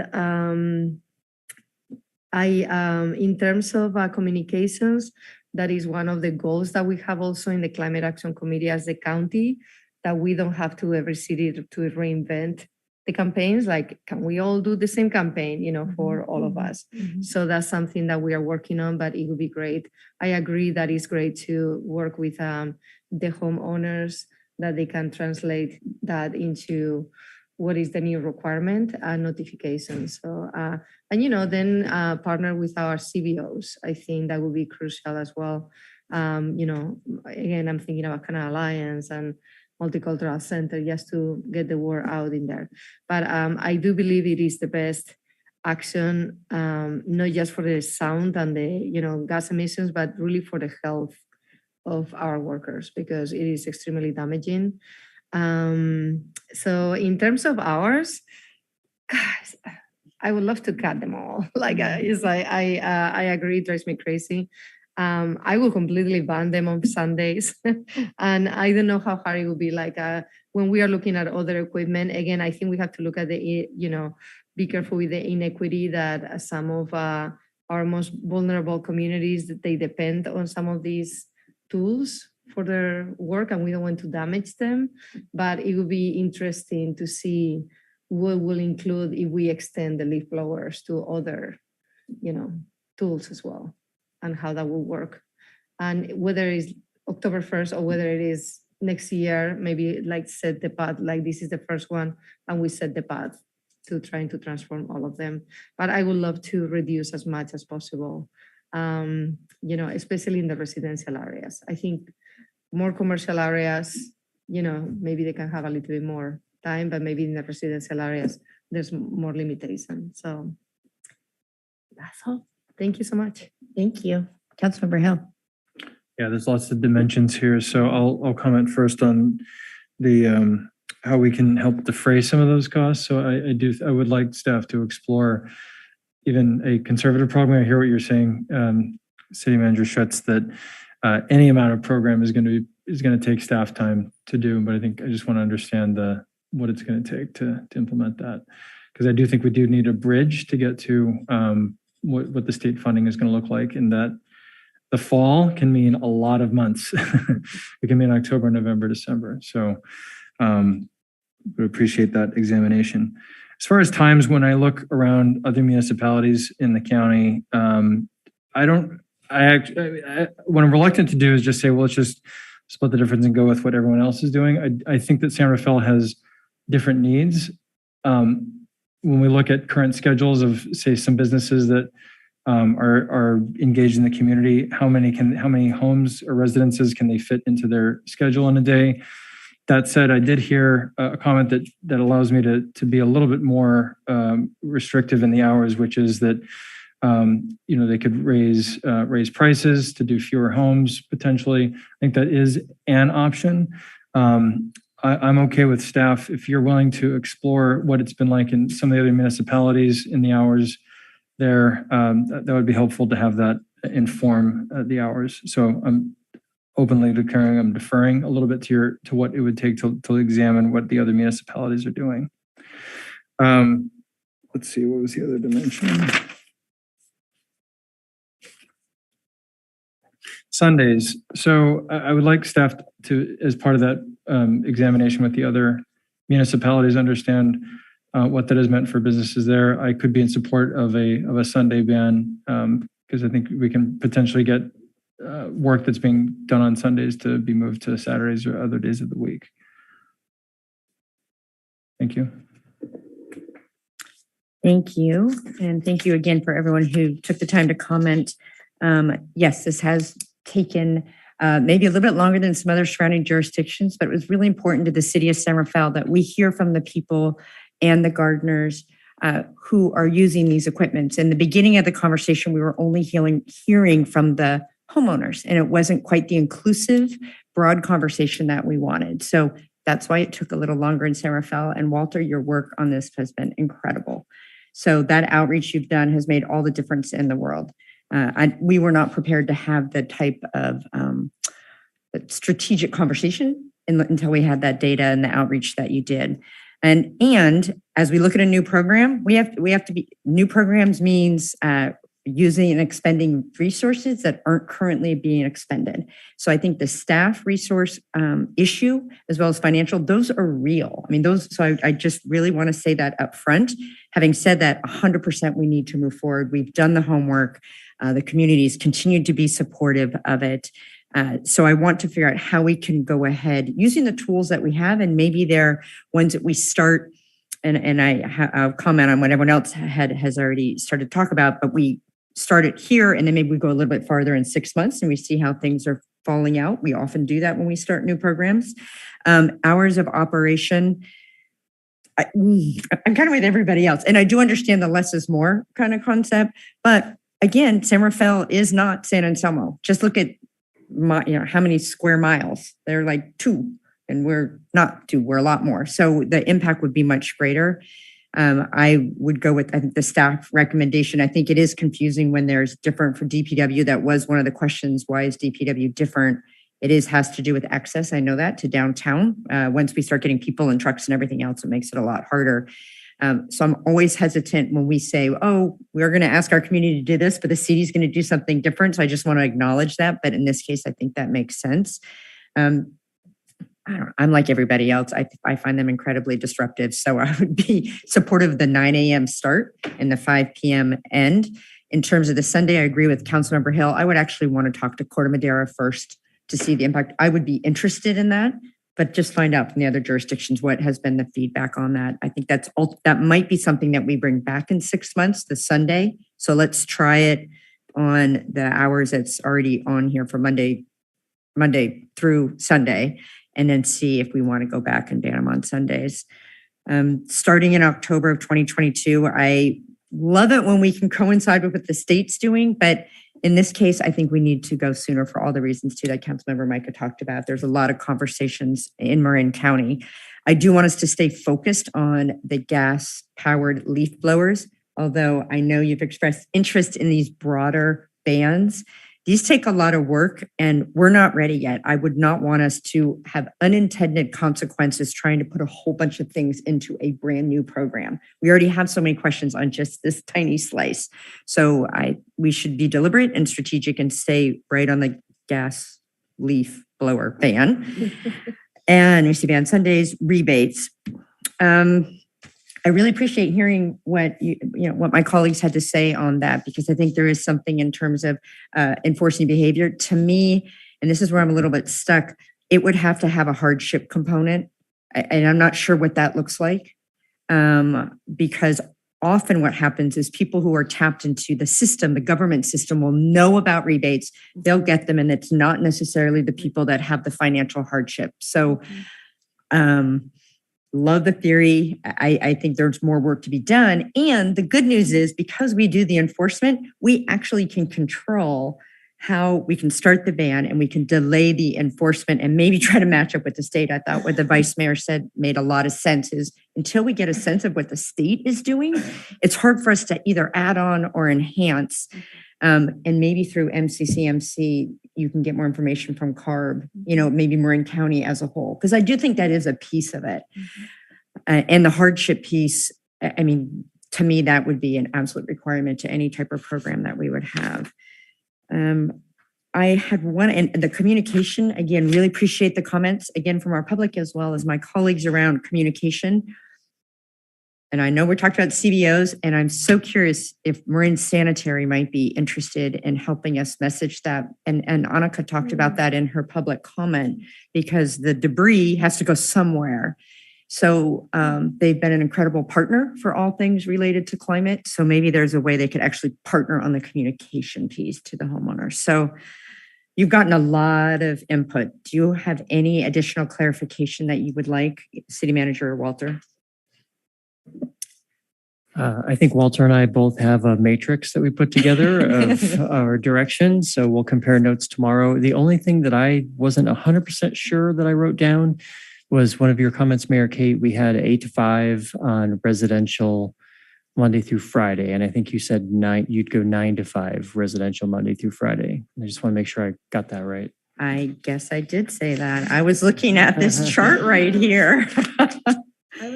So that would be a Yeah. change from what we were recommending, Right. 8 to 5, and then Well, let me talk. So the vice mayor's fine with 8. Councilmember Hill? And I think the direction I give is, I'll stand by it, which is I'd want the other municipalities to be interviewed and understand what's working about 8 or 9, because I know I'm looking across and there's several. In fact, some are 7 to 9 in Belvedere as early as that. So if you had to make a statement, because part of this is if we want to bring the ordinance forward, it actually needs to delineate the time. I see. Yeah. Then I would go for the 9 then. Okay. Just an observation Yes. on that, Mayor Yes, Kate. thank you. When we introduce the ordinance at first reading, we can still tinker with it a little bit. Okay. So Okay. the staff will be coming back with its report on the items that the council asked questions about. And if, for example, a particular time was inserted and the discussion on that first reading was suggestive of a different time being inserted, we could actually make that change to the ordinance at the first reading. Okay, that's really helpful. And I actually see now when I was on the chart with all the cities, and I actually see that we are Saturday, Sunday, and holidays, residential is 10 to 4. So there's actually even finer slice than that. Yes, Vice Mayor. Oh, I was going to move on to talk about Sunday for a second. Go for it.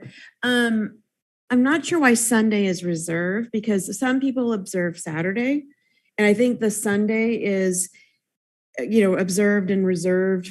Sometimes it's Saturday, sometimes it's Sunday, sometimes it's other days. So I know historically why Sunday tends to be the day that is reserved and observed as a non-day, but many people don't work on Sunday. And so I just want to make sure if we're going to take one day and not another day, or we're going to take both days, and that seems like a lot to take 2 days because people are working. So I just want to make sure there are a number of Seventh-day Adventists who will observe Saturday and not and work Sundays. So I think, what I'm hearing is any sort of 100% restriction on the weekend is not what we're proposing at this time, that we would look for the more limited hours. I think it's putting in a religious component that we don't need to recognize. Thank you.